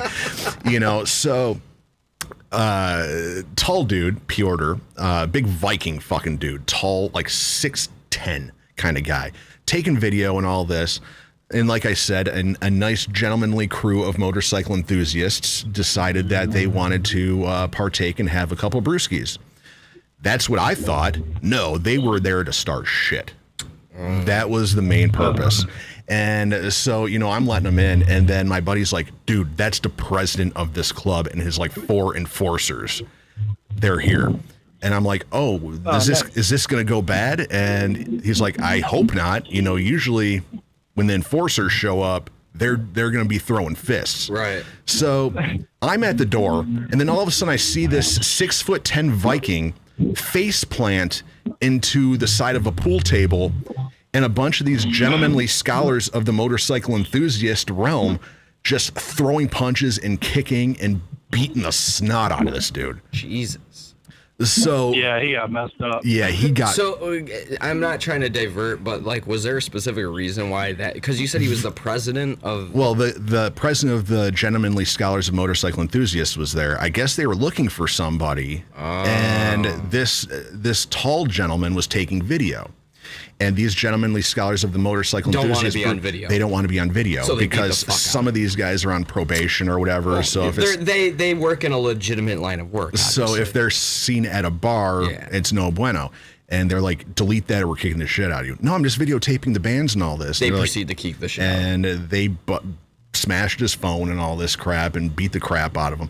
So Damn. Finally, Heart of Jordan gets to play. You know, everything got pushed back probably about 20, 25 minutes. Thank you, corner bar. And it was just so weird. And then after Heart of Jordan played, the owner, Chucky, comes up to me. He's like, Rikki, we had a great show. We made a lot of money at the bar. Everybody was drinking, having a good time up until that last part. And that last part happened. I'm leaving this bar and I am never coming back. This is it. I can't fucking do it. Did you ever wonder if maybe they were looking for him? They weren't. They were looking for someone else. Oh, okay. So that I want to make sure I got that story out That because was legit. Yeah. So Like he went down the bar. yeah, Are you he serious? literally like No way. after everybody had cleared out, you know, I was just kind of hanging out. He's like, "Yo, if you know, I'm stuck between a rock and a hard place. These heavy metal shows are doing great for us, but if this is what's going on, now I got to hire security and all this, and that's a bill that I can't muster, and I don't want to keep having shows with nobody here, Right. you know. So it's like I can do the metal shows and make a lot of money, but now I got to hire security. A lot of money. I got to hire security and all this now. So he's like, I'm just going to walk away from this because I'm not dealing with this. You know, cops were called, so Hamtramck PD, Detroit PD came down. The gentlemanly scholars is hurried off. Did you go to Dos Locos after? Yeah, I did. Okay, of and so he's like, yeah, Heart of Jordan, last band to ever play this place. We're fucking done. So I want to make sure I threw that out there, that you can put that I guess Feather in the cap. Feather in the cap. When you're that badass and you shut down a venue. I had no idea that happened. Yeah, that you pretty much closed down a venue in pretty much Detroit. You should use that on your pitch email to prospective venues. We closed this motherfucker down because we're so badass. Yeah, it's gonna be the first thing that follows the band name. There it is. So getting into the band and all this, you know, because I'm sure there's some people that are listening that may have never heard of you guys. We got a lot of out of towners, a lot of listeners from around the country. You know, give us the I guess how this band got together and. You know, putting this whole band together. Take us through the I guess the story of Heart of Jordan. History, okay. Well, wow, they're still loud. I'm gonna head down with the rest of the guys here in a minute. I hear them. Me and Andrew, the drummer, we were in a band, cover band for a while, and then I moved to Florida. And then when I moved back, I'm like, yo, we should do something. So we did. And oop, just a second. That guitar sounds crazy. So this is new Heart of Jordan. Hi, everybody. Hi, guys. Bye, everybody. Hey. Oh God, I love this. Story of when this band got together. Well, first of all, everybody, thank you for having us on your program. Try to get as close to the phone as you possibly can. Pass it around like a microphone. There we go. Eric could probably tell the story. Yeah, Eric. Here's Eric. Hi, everybody. I'm Eric. Hey, how's it going, Eric? Hi, Eric. I'm all right. I actually knew Andrew back in about 2014, 15, somewhere in there. Yeah, Andrew's the drummer, by the way. Mm-hmm. And about 2017, middle of, I would say, I messaged him and said, hey, you want to get together? And he's like, yeah, I know a singer. He's actually moving back from Florida. And I said, all right, let me know when he gets here. Well, about first of the year, he said, hey, he's here. So, all right, so let's meet up. And then within about an hour, we had Deny. Wow. It was just an idea I had in my head, and we just went with it. And Deny is a song. Deny is a song, of course. Yeah. Hey, he probably knew that. Yeah. I love how technology just streamlined this whole process. I see in the movies when they do the text messages, hey, bro, need a singer. Cool. In like a little bit. And then, hey, he's here. It's like next thing you know, boom, we're a band. Right. That's pretty much how it started. Okay, so you're talking Then, like 2016, 2017 ish. Actually, yeah, the spring of 17, we started. We wrote about 4 songs, and then recruited Eli to fill in some parts on them, and then we just went from there. Okay, so how soon after, you bang these 4 songs out super quick, how soon after that do you guys kind of make that decision? Okay, now it's time to take this shit onto a stage.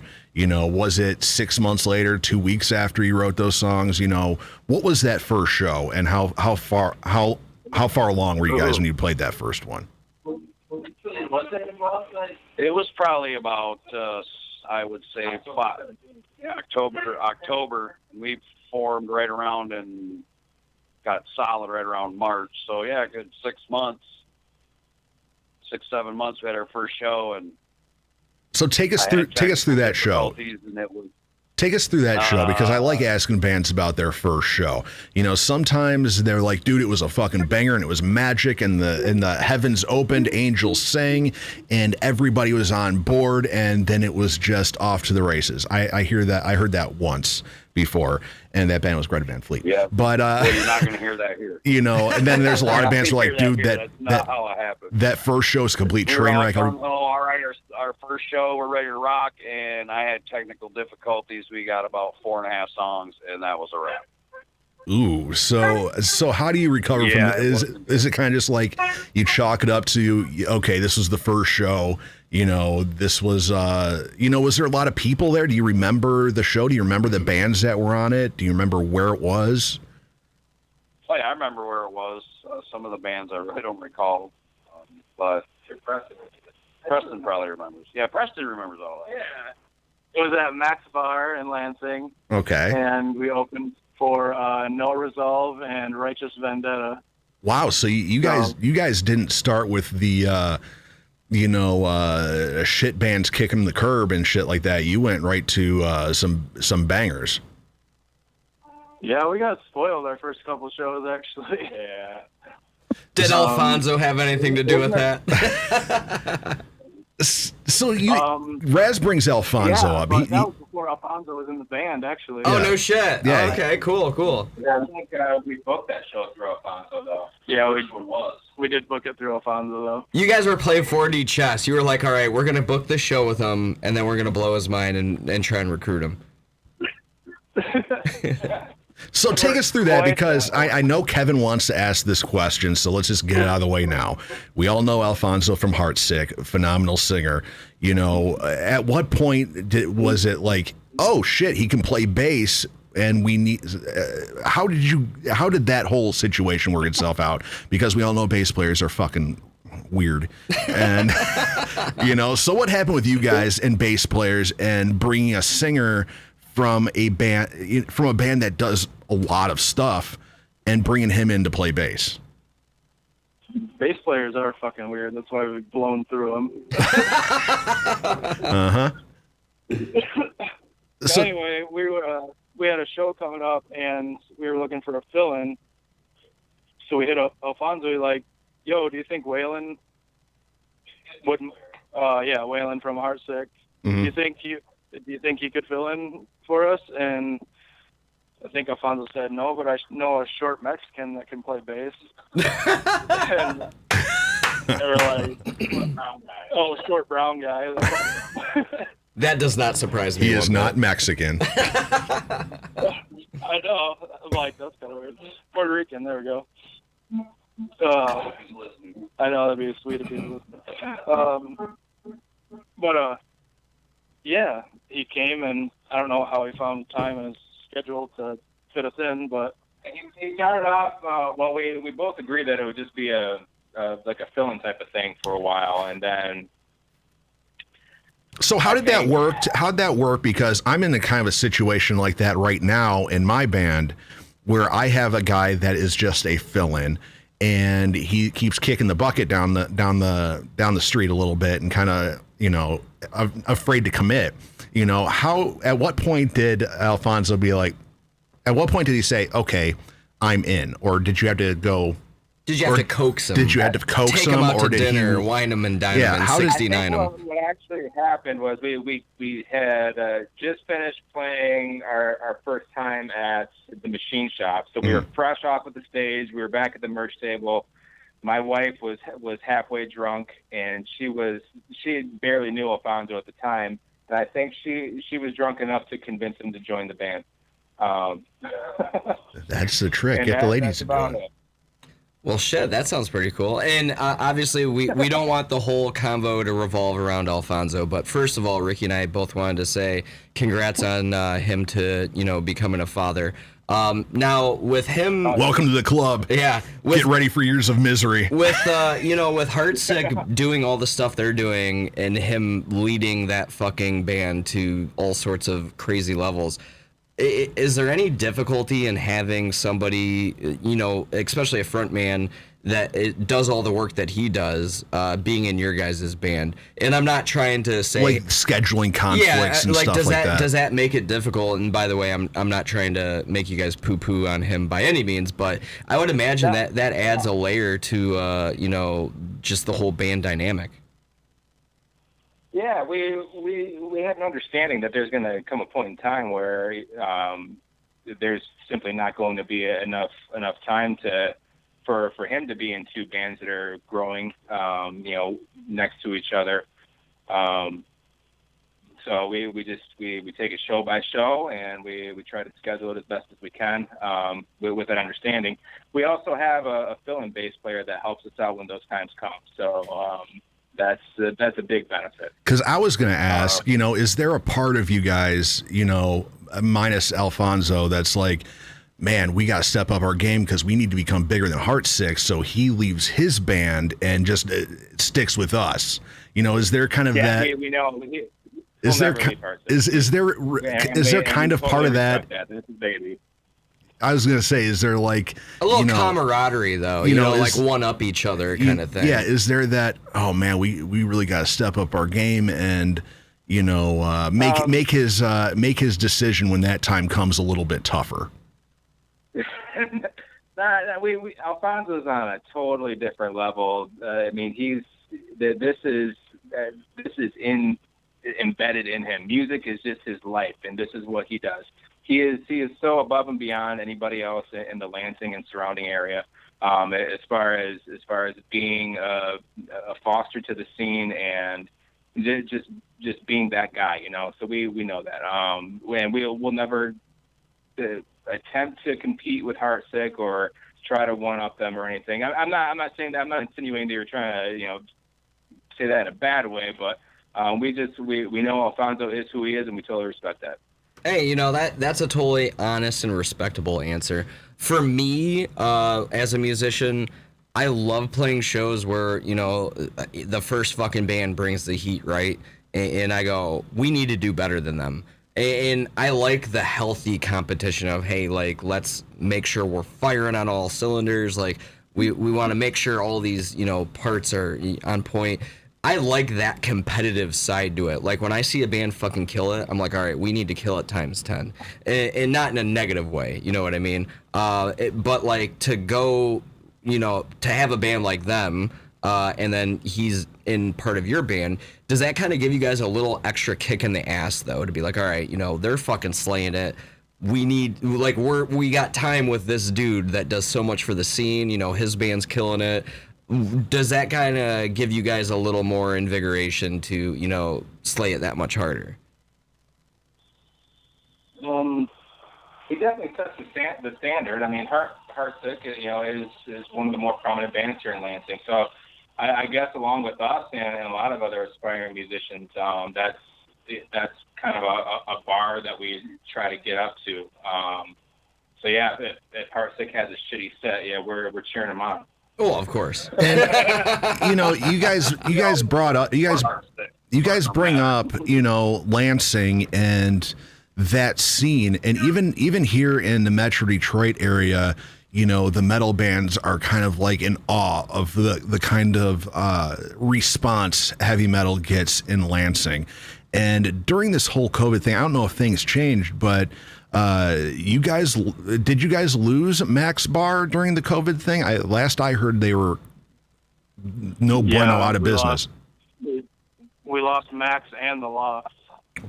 So, those were the two kind of like pillars, the big spots in Lansing for heavy metal.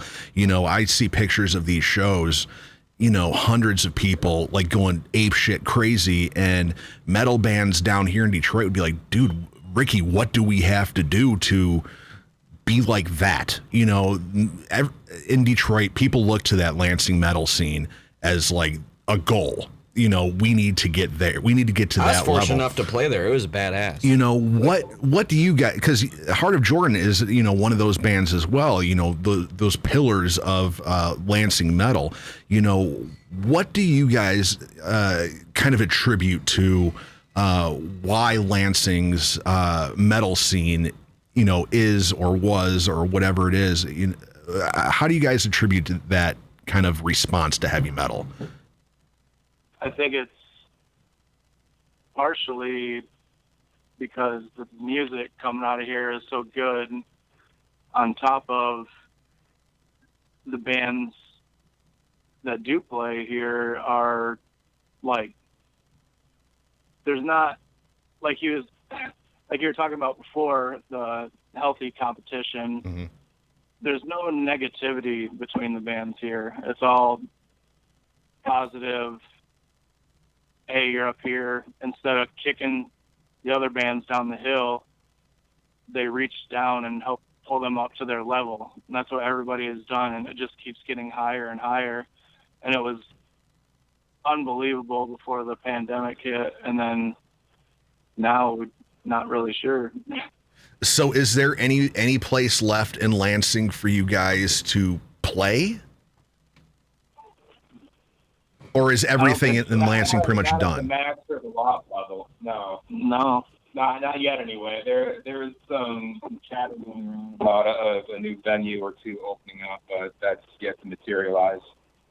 So, and another thing I want to touch on with you guys is, your guys's, social, I guess you could say social media successes.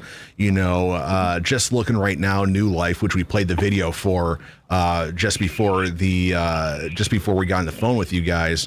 As of a couple weeks ago, 21,000 views. Which for a band, a local or regional band is a phenomenal. The social media aspect. I know when Kevin gets back from pooping, he's going to want to ask about social media and how how have you guys kind of utilized social media to help your band? Because there's a lot of bands out there. There's millions and millions of them, and you'll see their Facebook pages with 2 likes and all this, and 500 likes on their page, and they keep spinning their wheels, and they're not getting any further. You guys have grown, in spades over the last. You guys have only been a band for 4 or 5 years, and you guys have had more success online, metric wise, than 90% of bands out there. How did you guys how do you guys approach the social media aspect and I guess the business side of Heart of Jordan?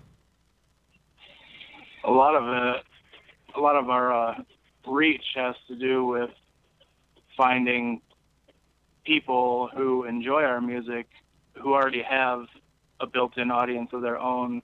Like, there's different YouTube music discovery channels that it's a lot of sending emails, like countless emails, just trying to get your music heard by anybody who will listen to it. Mm-hmm. And strategically, hopefully, the people that hear it have built-in audiences that will present your music to that audience, and then it grows from there. But there's literally a million different things that go into social media. Yeah. And then it's a full-time job. It almost put Eli in the fucking loony bin at one point. And then the big the big thing, is, I hear on I guess the radio side of of music that there's, you know, bands out there that buy the likes and all this. Have you guys seen, you know, playing shows, you know, when you guys go out of town or something like that, be like, yo, I heard your band on this Spotify playlist and I was blown away and had to come see you. Do you see those kind of the social media aspect of the band working in your favor when you're, say, playing a different city that you guys might not hit all the time? Do you see it working, you know, in real life, I guess? Promotion-wise, yeah. But it's really kind of a separate thing almost. I mean, there's...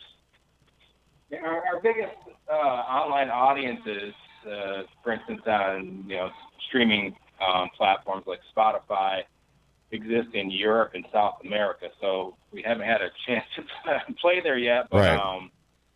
I'm sure once we did, we would get a lot of that. As far as here in the States playing regionally, I would have to say there's maybe at least one instance that I can vaguely recall where somebody was in the audience and said, "Hey, I heard of you guys. You were playing around here. I drove, 45 minutes to come see you play." I'm like, "Oh, that's fucking cool." I don't know if I can swear on your... No, yeah, you can. Yeah, you can say whatever you want. It's the internet. So, 5 hours, and we played in Illinois, so the girl was here, but we played out because he saw us in Illinois. Okay. So, another thing I wanted to ask, is, you guys have done some regional road trips. You guys have gone out of town. You guys have done that, and, we were talking earlier on the show, about a band's first time going out, and it's, when you guys went out the first time, you guys kill it in Lansing, hundreds of people come out. What was it like for you guys the first time you went to like Chicago or Indianapolis or something like that? Was it kind of, what was your kind of take on your first run out of town? What was our first run out of town? Our first, would that be including like out of city shows in Michigan? Yeah. Get right on the mic. I don't know. Probably. Was it in Detroit? I don't. Well, apparently, I just found out that show in Hamtramck. Yeah. We were the last band to play that bar. Oh wow. Because of that fight. What was it called? The corner. Was it called the Corner Bar? The Corner Bar. Yeah, with a K, right? With a K. Yeah. Yeah. Yeah. That was our first time out, and it was. I mean, it sounds like you're familiar with the Corner Bar, so it's kind of like a pop-up venue. No, we shut it down. Apparently, the dude closed it. He knows. He just told me. Now they're all going to be like, dude, that was the killer show ever. I was waiting for a man. What a shitty place. The guy who put that show on such a shit in. That was our first out-of-city show. And we within Michigan, we've made somewhat of a home in Battle Creek. We've had a few times out in Grand Rapids. No, we haven't. Have we ever played Grand Rapids? Yeah. Oh yeah, we played the Stash. That was a good time too. So we had a lot of fun. Oh yeah, that was in Indiana. Yeah, they really like it. Yeah, we've had great responses and turnouts regionally, but there've been shit shows too. I mean, there's been a show in Indianapolis where we played on a fucking Sunday, and there were maybe 4 people in attendance altogether, 3 of them being the bar staff. So when you play shows like that, we literally just went through a similar thing, and we were talking earlier on the show. That's kind of like the paying your dues, you know what I mean? And for me, my whole thing is like, even if there's 3 or 4 people and it's the wait staff, sometimes those might be the people you need to impress to have you get brought back. Like we played at Pierre's, and through a chain of events, the bartender there was the booking person, And I tipped her, very well. And I was like, I would love to come back here. And then she goes, oh, well, I do the booking. So here's my email. Those are the kinds of things a lot of people don't take into account. So even though you guys might go out and the attendance might be very light, that's just kind of going through the motions and the whole work of being in a band. So when you guys go out of state, even if there is only 4 or 5 people, how do you guys make the best of those situations? Watch Preston fall off stage. Yeah, sometimes those can be really fun shows too. So I mean, you just get inside your head and into music and just feel it, man. I mean, sometimes those can be some of the most energetic shows as a band amongst one another, Right. Rather than feeding off of the crowd, you're feeding off one another and you're just having a blast, man. I mean, when it comes down to it, at the end of the day, we're all in bands because early on, as kids, we latched on to those bands that we fell in love with, and we decided, I want to be a little bit like them. And that music and those people that made those music made a huge impact in our lives. No, I like how you bring up feeding off the energy of your bandmates, because that's always been one of the things for me that if I played a show where it was really low attendance, I've been in bands where, the guitar player and the bass player wouldn't look at me, right? But kind of phoning it in and just getting through the set. But I've had those shows, though, where, like, they're engaging me while I'm playing, and that makes me just go, oh, rock star, like, let's fucking put on a show. And it's hard as a musician. I mean, I'm sure you guys have all been there when there's 5 people to just put on that rock star face and be like, okay, let's throw the fuck down. And it's not that you don't want to throw down. It's more like you're playing as you should, but you're not looking like you should. You're not doing the rock star face, right? Right. And, we had that moment, this that last run too. Rikki and Jeff are looking at me and they're having a blast. And for me, I was like, okay, this is what is part of it. It's a lot of fun when everyone on stage is having fun, whether there's one person in the crowd or 1,000.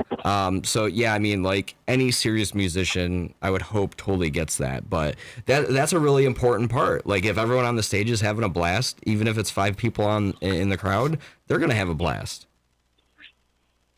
Yeah. What are you going to do? Just stand on stage and stare at your feet for 40 minutes? Exactly.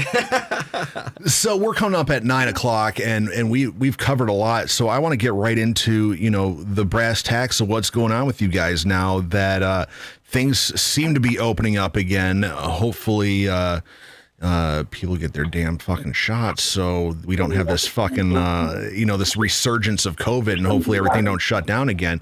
What are your plans for, the last 4 months of this year and going into next year? You guys, new music, or are you guys going to focus on getting out and playing shows? What's the game plan for you guys? Right now we're just trying to get back into the swing of things. Like really tighten down the set to where it needs to be.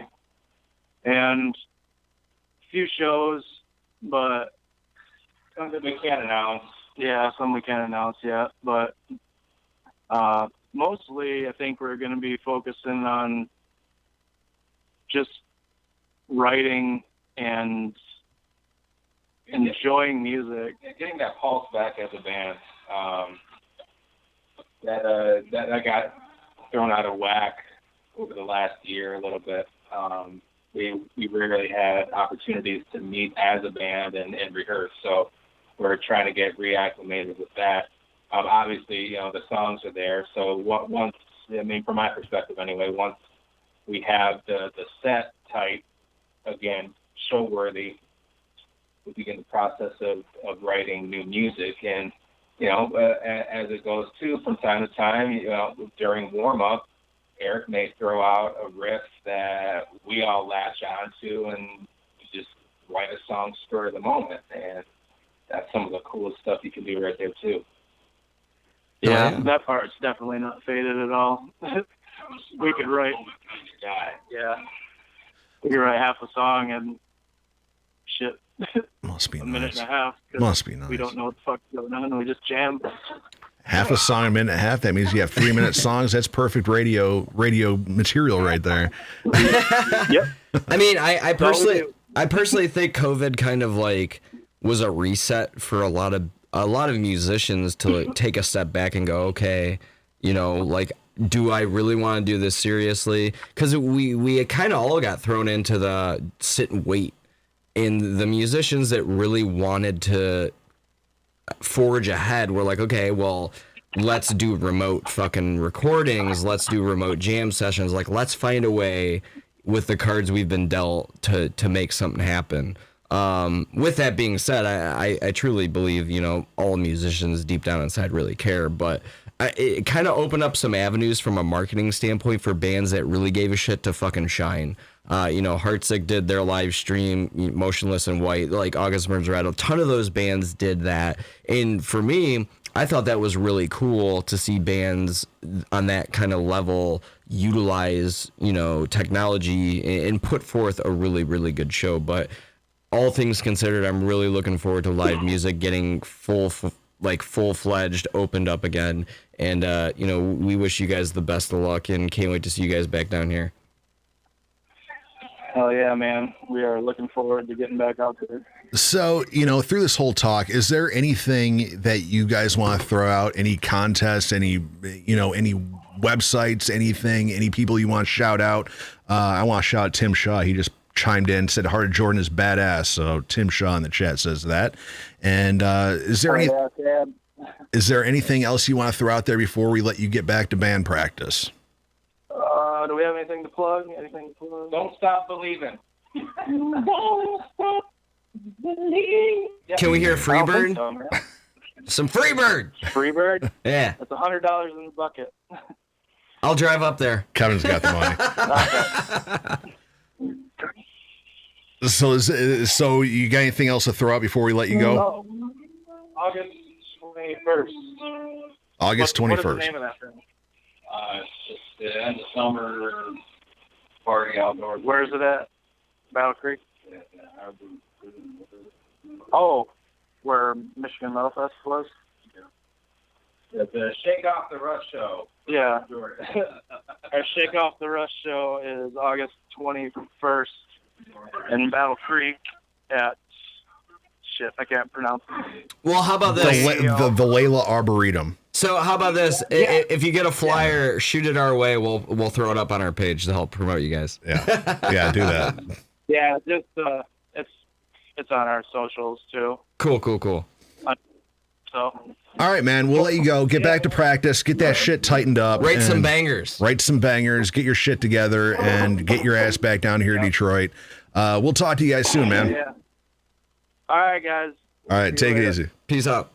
All right, and that was Heart of Jordan. Pretty much the entire band. I can't believe they didn't know the whole situation that went down that night. Because I figured after you explained what happened, right? If I was in that band, I would have been like, dude, Rikki, what the fuck went down, bro? They that dude got fucked up. This must happen a lot with them. Oh no, that show where the bar closed down. Okay, I thought it was a different place. Yeah, dude fucking tripped and shit. I didn't know you were talking about the one where the dude got carried out on a stretcher. I'm looking right now to see if I have anything else. I don't have anything else by Heart of Jordan. So do you just want to start? You want to wrap up the show right now, and then we'll just get the hell out of here because it's 9:00, and I know you. Yeah, that's fine. All right, so we won't play a song. Okay, so or do you want to play a song? Why don't we play a song? I'm trying to think of something find something that's like metal. I need to go outside the box of bands because I always try to throw out the same ones like Heartsick and Ghosts and shit. I'm scrolling. Hoxton? Hox? That's not really metal. They're kind of like cock rocky. I'm just trying to think of shit that's popped up in my. Oh, here we go. We'll play some Nagazi. Oh, there we go. Yeah, we'll play Nagazi. Yeah, Mount Pleasant guys. All right, so we're going to play some Nagazi. They got a couple shows coming up. They're getting back into the swing of things. So we're going to play some Nagazi. We're going to come back, wrap this thing up, and cover any or tie up any loose ends that we have on the show. More so just banter and bullshit. Yeah. That's what we do the best. Make sure you share this video on your social media. Make sure you hit that subscribe button and the bell, because I guess that notifies you. Yes. So do that. Subscribe, hit the bell. We need all so you the get notified. analytics we can get. It's a thing. Cat01 Music, Heart of Jordan rocks. Lisa Rosalina says, have a good night. So yeah, Cat, make sure you like and subscribe to Rocks 100. All we do is promote and support independent musicians from around. And good ones at that. Yeah, I think we do a pretty good job of picking out like good bands. There's a lot of shit bands I have to wade through to find the good ones. It's so many. We could do a whole episode like dedicated to finding a musician or finding a band. Oh my God, it's ridiculous. All right, so we're going to play some Nagazi and their song Headless. Go check these guys out. Phenomenal band. Are they from Lansing? Mount Pleasant. Mount Pleasant. There it is. Where I went to college. They're awesome educational. You need to know. All those awesome. Those motherfuckers know how to party. All right, so we'll be right back. Nagazi, Headless. We're going to come back, close out episode number un of the Rikki Roxx Show right here on Rocks 100. That was a good one. That was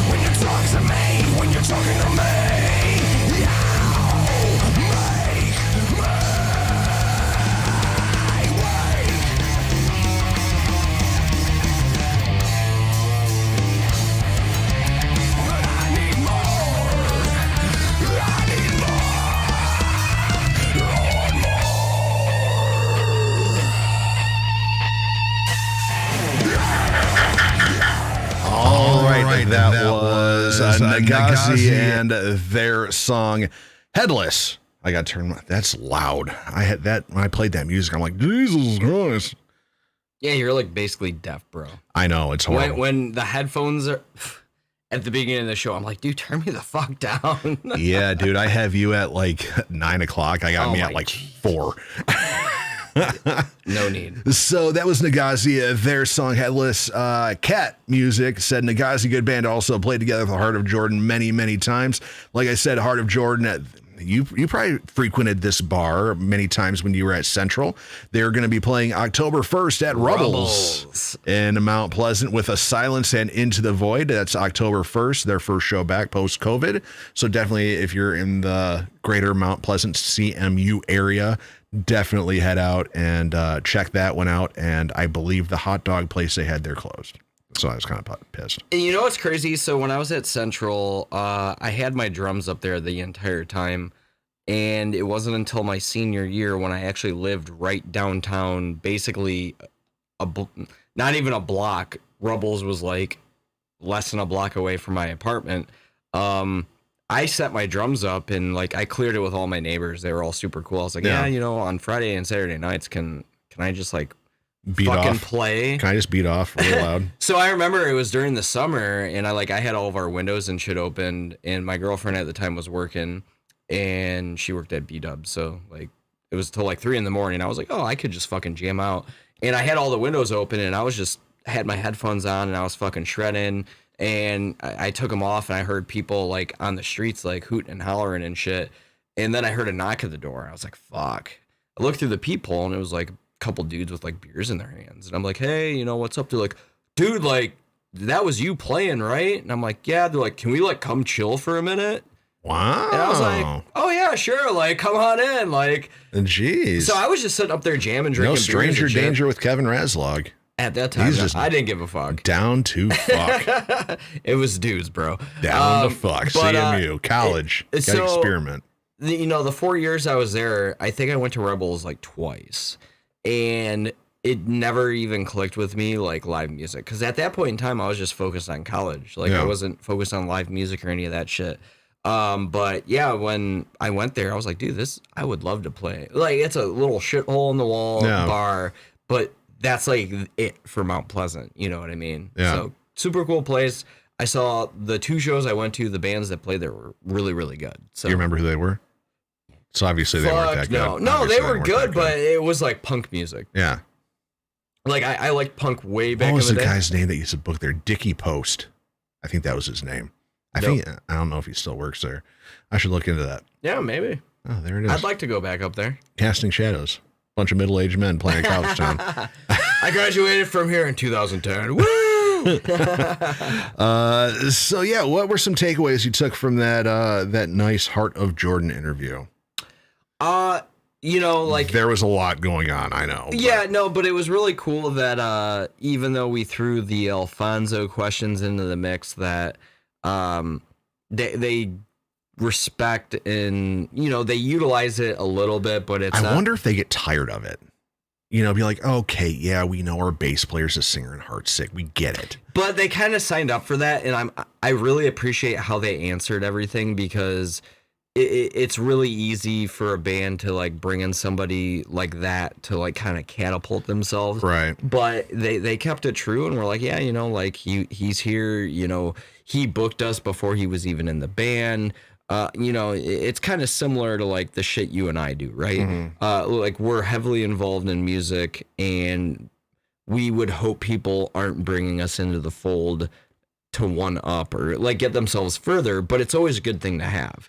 So to me, it came across really genuine. Like they just want to play good music and have people that are dedicated to the craft. See, for me, you know, I ran into this, you know, mostly when I started doing radio like 8 years ago or whatever, you know, I'd be in like Dirty Whiskey or something like that. And then we'd get brought in for an interview or something like that. And then the interview would turn into Rikki Roxx. When it came over to me, they'd be like asking me all this stuff. I'm like, well, I'm not really here for this. I'm here for this other reason, you know. It's like, sorry guys, you know, right. It makes me feel bad. You know, right. It makes me feel bad in the sense that it's like, okay, I'm here for the band. You're I'm like not a here- hired gun that's like above the band almost. Yeah, it was like, at the time, nobody was doing this here, so I was like the guy, at one time, believe it or not, I was like almost a radio legend kind of thing. But then everybody in the world started, internet radio. Everybody else started doing, Screaming Scott fucking loves You me. were AOL before AOL. Yeah. Basically. And it was minus like the millions of dollars. I'd be doing these interviews, even print interviews, where they, call you on the phone, they transcribe it and shit like this, back before. Print? What is that? Yeah. Back in the Detroit Live days, Yep. that magazine, they'd call, Darren Counts would call us on the phone, big, turn the speaker on and it's Roxy Star. You got a Rikki. stenographer in the back, fucking just type it. And then they transcribe it. And it's like, I'd have to hit him up later. I'm like, yo, can you just take all that shit out that you were just talking to me about, shit other Let's than the promote band. the band, yeah. And it's like, dude, I'm sorry. I didn't pick the questions, so I'm like, I wonder, next time we talk to Alfonso, I got to ask if that's like, if that bothers him, because for me, it bothered the shit out of me, Right. when I'm talking about, like a show that I'm doing or promoting a show or promoting my band or, joining a band and making the announcement, and then they're like, Well, okay, Rikki, this is great. You're a New Day Revolution now. Let's talk about you. Well, and it's part, like, oh, part God, of the I'd reason rather why not. part of the reason why I wanted to throw that question out though was to see how they responded, Mm-hmm. and they didn't seem fazed by it at all, which is actually kind of good, like a good indicator to me that like they're not relying on him as a crutch to like get their band to the next level. It was more a necessity, like, hey, we need a bass player.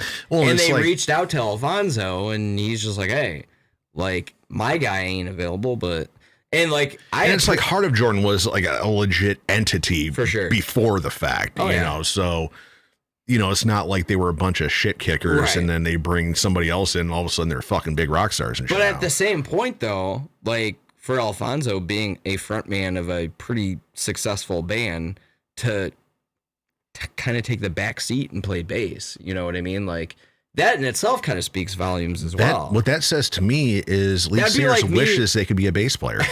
For me, that'd be like me being a rhythm guitar player in the next like Metro Detroit band. Right. I can't play guitar, so that will never happen. So don't get your hopes up. But no, it's really cool that Well, I think when we talked to Alfonso, he said he was originally a bass player. Oh, really? And then he went into singing. I Okay. believe I'd have to go back and listen. I won't, but I should go back and listen. But like at the end of the day, you got to appreciate like everything, what that band's doing, the connections they have, and it's not like they're taking advantage of it. You know what I mean? Having someone like that, like even for me, right? Well, it's like you bring in a guy like that, and it's like, okay, first and foremost, he has to fit and be able to do the fucking job. Right. And kind of icing on the cake is the extra stuff. That's why I brought you into Casting Shadowz. It's like, okay, let's see if he can fucking play the songs and then we can fucking use and abuse them.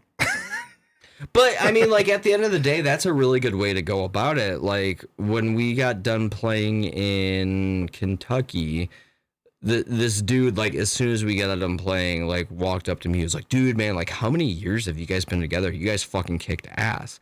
And I was like, "Well, aside from this run, I've got 2.5 practices. One is a 3-piece, and then like a show." Yeah. Well, at that point, 2 shows. Yeah. And he was like, "Are you fucking kidding me, dude?" What? Yeah, and I was like, "Yeah, no." Like, I'm not gonna lie. I think I'm a pretty competent drummer. No, look at I'm pretty him. Look at professional. this. But Goes on like, tour, his head gets no, huge. no. I'm not gonna say I'm fucking Joey Jordison. Rest in peace. By Thank the way. God you're not, because we'd have to look for another drummer. No, I mean I take it serious. Like Yeah. you sent me the tracks, and I was like, okay, like give me a few days, I'll have it down. Well, and it's the thing, for people that are putting bands together, yes, you want the guys that fit and can play the songs, that are into them and you can get along with. But There's that dynamic that they have to be able to hit it. There's that there's that extra shit. Like I had this talk with Jeff when bringing you, and I'm like, Kevin's better at talking to people than me. After I'm Mr. Radio guy. Well, it's like after when I'm playing a show, I'm not Rikki Roxx, the radio guy. I'm Rikki Roxx, the bass player. Well, and you're all leathered up with swamp ass. Yeah, So the last thing you want to do is talk to people. after I'm done with the show, I am in hanging out mode. Right. Just chilling out kind of thing. You, on the other hand, you're Mr. Network. You're often in other regions of the 500 feet of the venue talking to whoever you need to talk to. And I told Jeff that I'm like, yo, Kevin is better at that shit than me. He's way better at it than you. So I'm like, that's an added plus. That's an added plus on top of the interpersonal, getting along and the actual musical aspect of it. It's like that extra stuff is the stuff that, if your band has the metaphor for it, but the knife that cuts the cheese or cuts the mustard or whatever it is. It's so funny though, because like, even when like Steph and I would go out, I would find myself in situations where some random person would be like, oh, hey, blah, blah, blah. And then I'm talking and talking and talking. And she'd be like, dude, you just never shut the fuck up. Like, you just always talk. And it sucks because I don't want her to like get mad at me. But like, I'm just naturally good at that. You know what I mean? Yeah. Like, we got done playing in Ohio. We went outside smoking, and the one dude fucking walked up to me. He was like, oh, like, hey, how's it going? And I'm just like, oh, it's going good, man. Like, all of a sudden, like, it felt like a 40-minute fucking conversation. And then they're like, hey, we're doing another set. And I'm like, nice meeting you, brother. I'll talk to you after we do this. Like, I don't know. That's just how I am. Like, I'm really good at talking to people, and I don't know. I enjoy it. After I'm done with the show, I'm pretty much spent. And it's like, I'll be at the bar. We can chit chat a little bit if you want to come up to me. I'm not gonna start hunting people down and. Well, I'm not hunting people down, but like, oh, well, you're the booking agent. Let me go talk to her. And go off and do this. It's like, you got to come up to me if you want to talk to me. After the show. So my whole thing, what I've realized over the years is like, you don't know if the person you're talking to has connections or not. So I think I'm kind of predisposed to, even if the person sounds drunk as fuck and like, I don't want to deal with them, I'm just like, oh yeah, like, so thank you so much for, checking us out.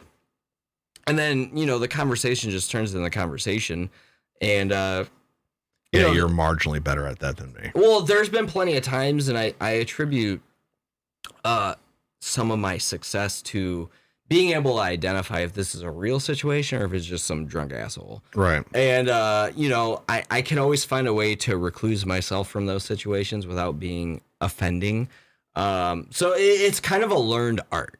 But with that being said, there's a reason why I kind of do get at tech support and shit like that too. So. Right.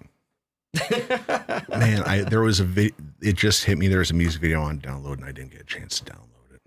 Oh, fuck. Sad panda. Yeah. If you want to talk for a couple minutes, I can try to. You want me to talk for a couple minutes? Jesus Christ. What's Kevin Razdall got coming up? I know you have other shows. So yeah, fucking Georgia Need. We're doing Lapeer Fest.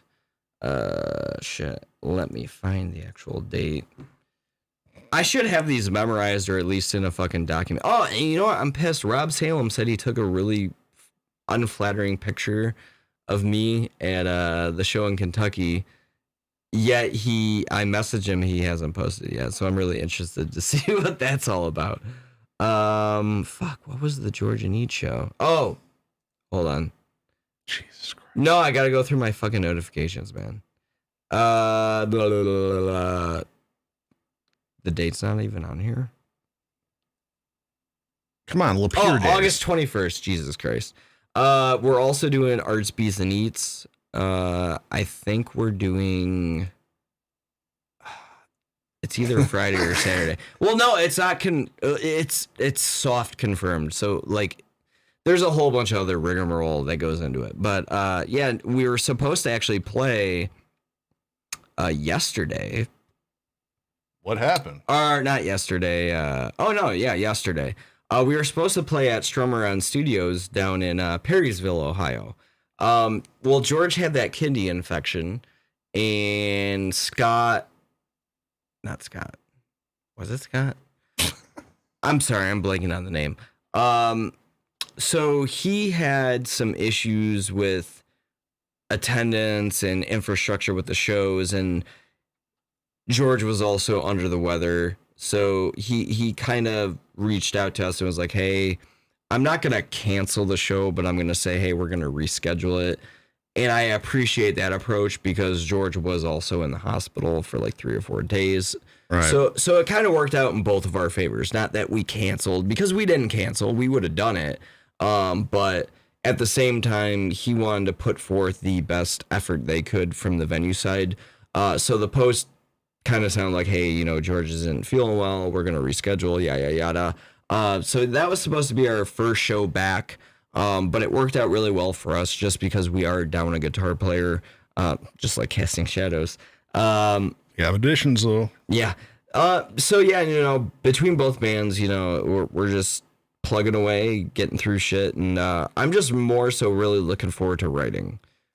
And I'm hearing rumors of a Harlow reunion. Possibly. I mean, I'm on board to do that show. I would just, at the end of the day, love for the album to come out. Because I truly think that album was really good. Yeah. If anything happens after that, whatever, we'll see. But I truly loved every song we played in our set. Like, we threw the fuck down. That was one of the few times in all the bands I've been in that, like, shows weren't shows. They were, like, fun. Right. It's something you can't replicate. Like, we played so tight. We all knew the stops and the accents, and like it didn't matter what was going on. Like, shit went well. Unfortunately, interpersonal shit didn't go well, and that was kind of like the downfall of the band. That's like the stereotypical VH1 shit. But you know, at the end of the day, like, we did a lot, man. We went down to Florida twice. We went to Texas. Our first show was out of state. Like, we didn't even play Michigan first. We were playing down in Ohio and shit. Like, to me, that's really cool. And we were selling a ton of merch. Like, we were doing good. And of all the bands I've been in up until this point, I thought for sure, like, dude, we were actually making money as a business. Yeah. Like, there was obviously shows, like, even this past run with Casting Shadowz, right? Yeah. Like, we did pretty damn good on merch. Sure. And all things considering, like lack of content and a variety of other things, I thought that went overall really well. All things considered, though, we took 2 cars. Yeah. Like, we were kind of going against all the things I'm like, okay, these are the top 4 things we need to do, and we made it work. Yeah. So that doesn't mean it's an exact science by any means, but no, I'm glad to be back at it. But Harlow, to do the CD release would kind of be like the icing on the cake. You know what I mean? So it'd be like a one-offer? Yeah, I mean, for me, I feel like you wouldn't want to hop back on that bandwagon again. You know, you had all those awesome times, you know, sleeping next to Kelly Weaver, that big old teddy bear. No, I got mad respect for Kelly, Lauren, and Joe, but I think we're all at different points in our lives, and musically, as talented as they all are, I just don't see it working. I see this CD release show. This is what I'm picturing in my head. Okay, so sit with me on this one. Harlow, of course, headliner. Let me pour a little more. I'm thinking Token Lounge, because West Side. Harlow's a West Side kind of band. Okay. I'm thinking Shudder gets back together, plays a fucking show. How about Casting Shadowz? Casting I'm going to Shadowz play every fucking band the whole night. And Georgia Need. Let's see how much endurance Kevin Raslog actually has. So you want me to switch out my drum head 4 times? Or just get a dark black one. No, and just, no, I wouldn't do. You know me, I wouldn't do that. Yeah, that's what I'm thinking. That's actually a pretty cool lineup, though. I think that's a killer fucking lineup, dude. 2 reunion shows. Georgia Need, he's West Side too. You know, he'll kill it at the Token. Casting Shadowz, I'll fucking open the damn thing and fucking just drink and watch you drum yourself into misery. I'd fucking pay money for that. If anything, I think Casting Shadowz would have to close. I don't want to be a closer. No, sorry, bro. No, I'd rather open. I'd rather open. All right, so we're gonna close this thing out. I finally got this music video downloaded. I honestly kind of dig just the challenge of doing that. You should to play 4 sets. Yeah, because the Shudder and Harlow set are not easy. Yeah, not easy at all. Yeah. The Georgia Need set's kind of a little bit of a breather. And then the Casting Shadowz set, I think, isn't super difficult just because I feel comfortable with how I'm playing. So that's why I'd want to have, like, this is my ideal thing, okay? Start with casting, okay? So you can kind of get warmed up a little bit. Georgia Need, you can kind of wind down and be like, okay, I have 2 bands after this. I can kind of just sit in the pocket. But Shudder and Harlow are the I can sit in the pocket. I can sit in the pocket, and then at Shudder, you just blast the fuck out of shit, and let's see how much gas you have left for Harlow. Ooh, come on, Kev. Oh man, that would be a killer too. That would be one fucking hell of a show. I mean, I'm not gonna lie. That would be a fucking stacked lineup. I feel like people like you and I look at it as stacked, but maybe Georgia Needs West Side, man. No, I know. Bristol Street's right there. No, I know. I mean, I'm not gonna say no to it. All right, we're gonna close this thing out. And my night would suck, but it would be loading one time for 4 sets. So I guess I'm like, you're playing for 5 hours. 4 shows all done in one. Yeah.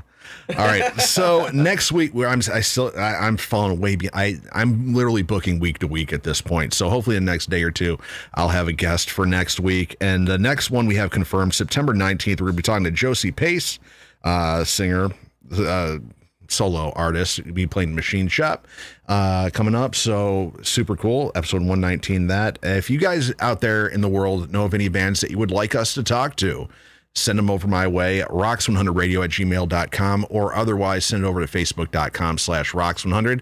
We're going to close this one off with a music video that I just got returned on to. I didn't even know this song had a music video until I was down perusing Facebook or YouTube.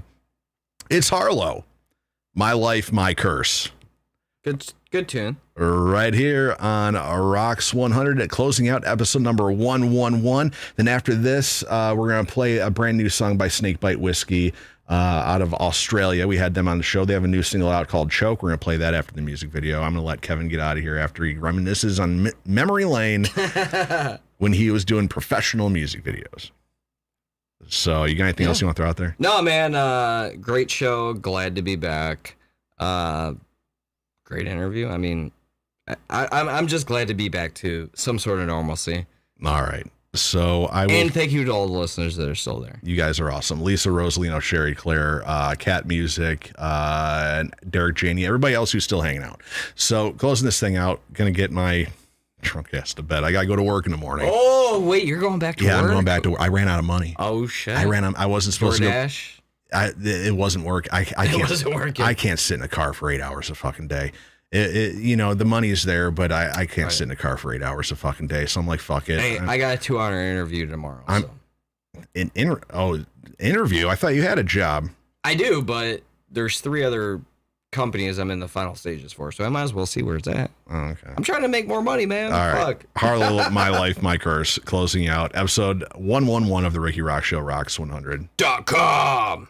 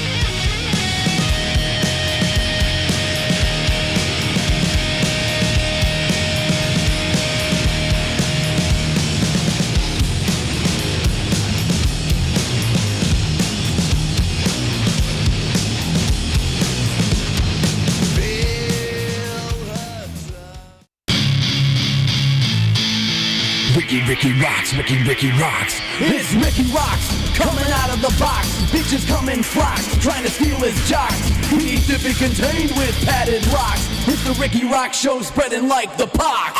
Rikki Roxx, Rikki Roxx.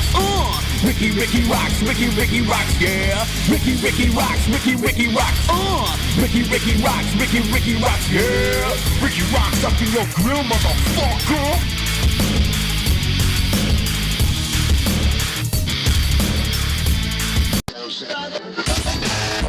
Hey, this is Rikki Roxx, and you are listening to Rocks100.com.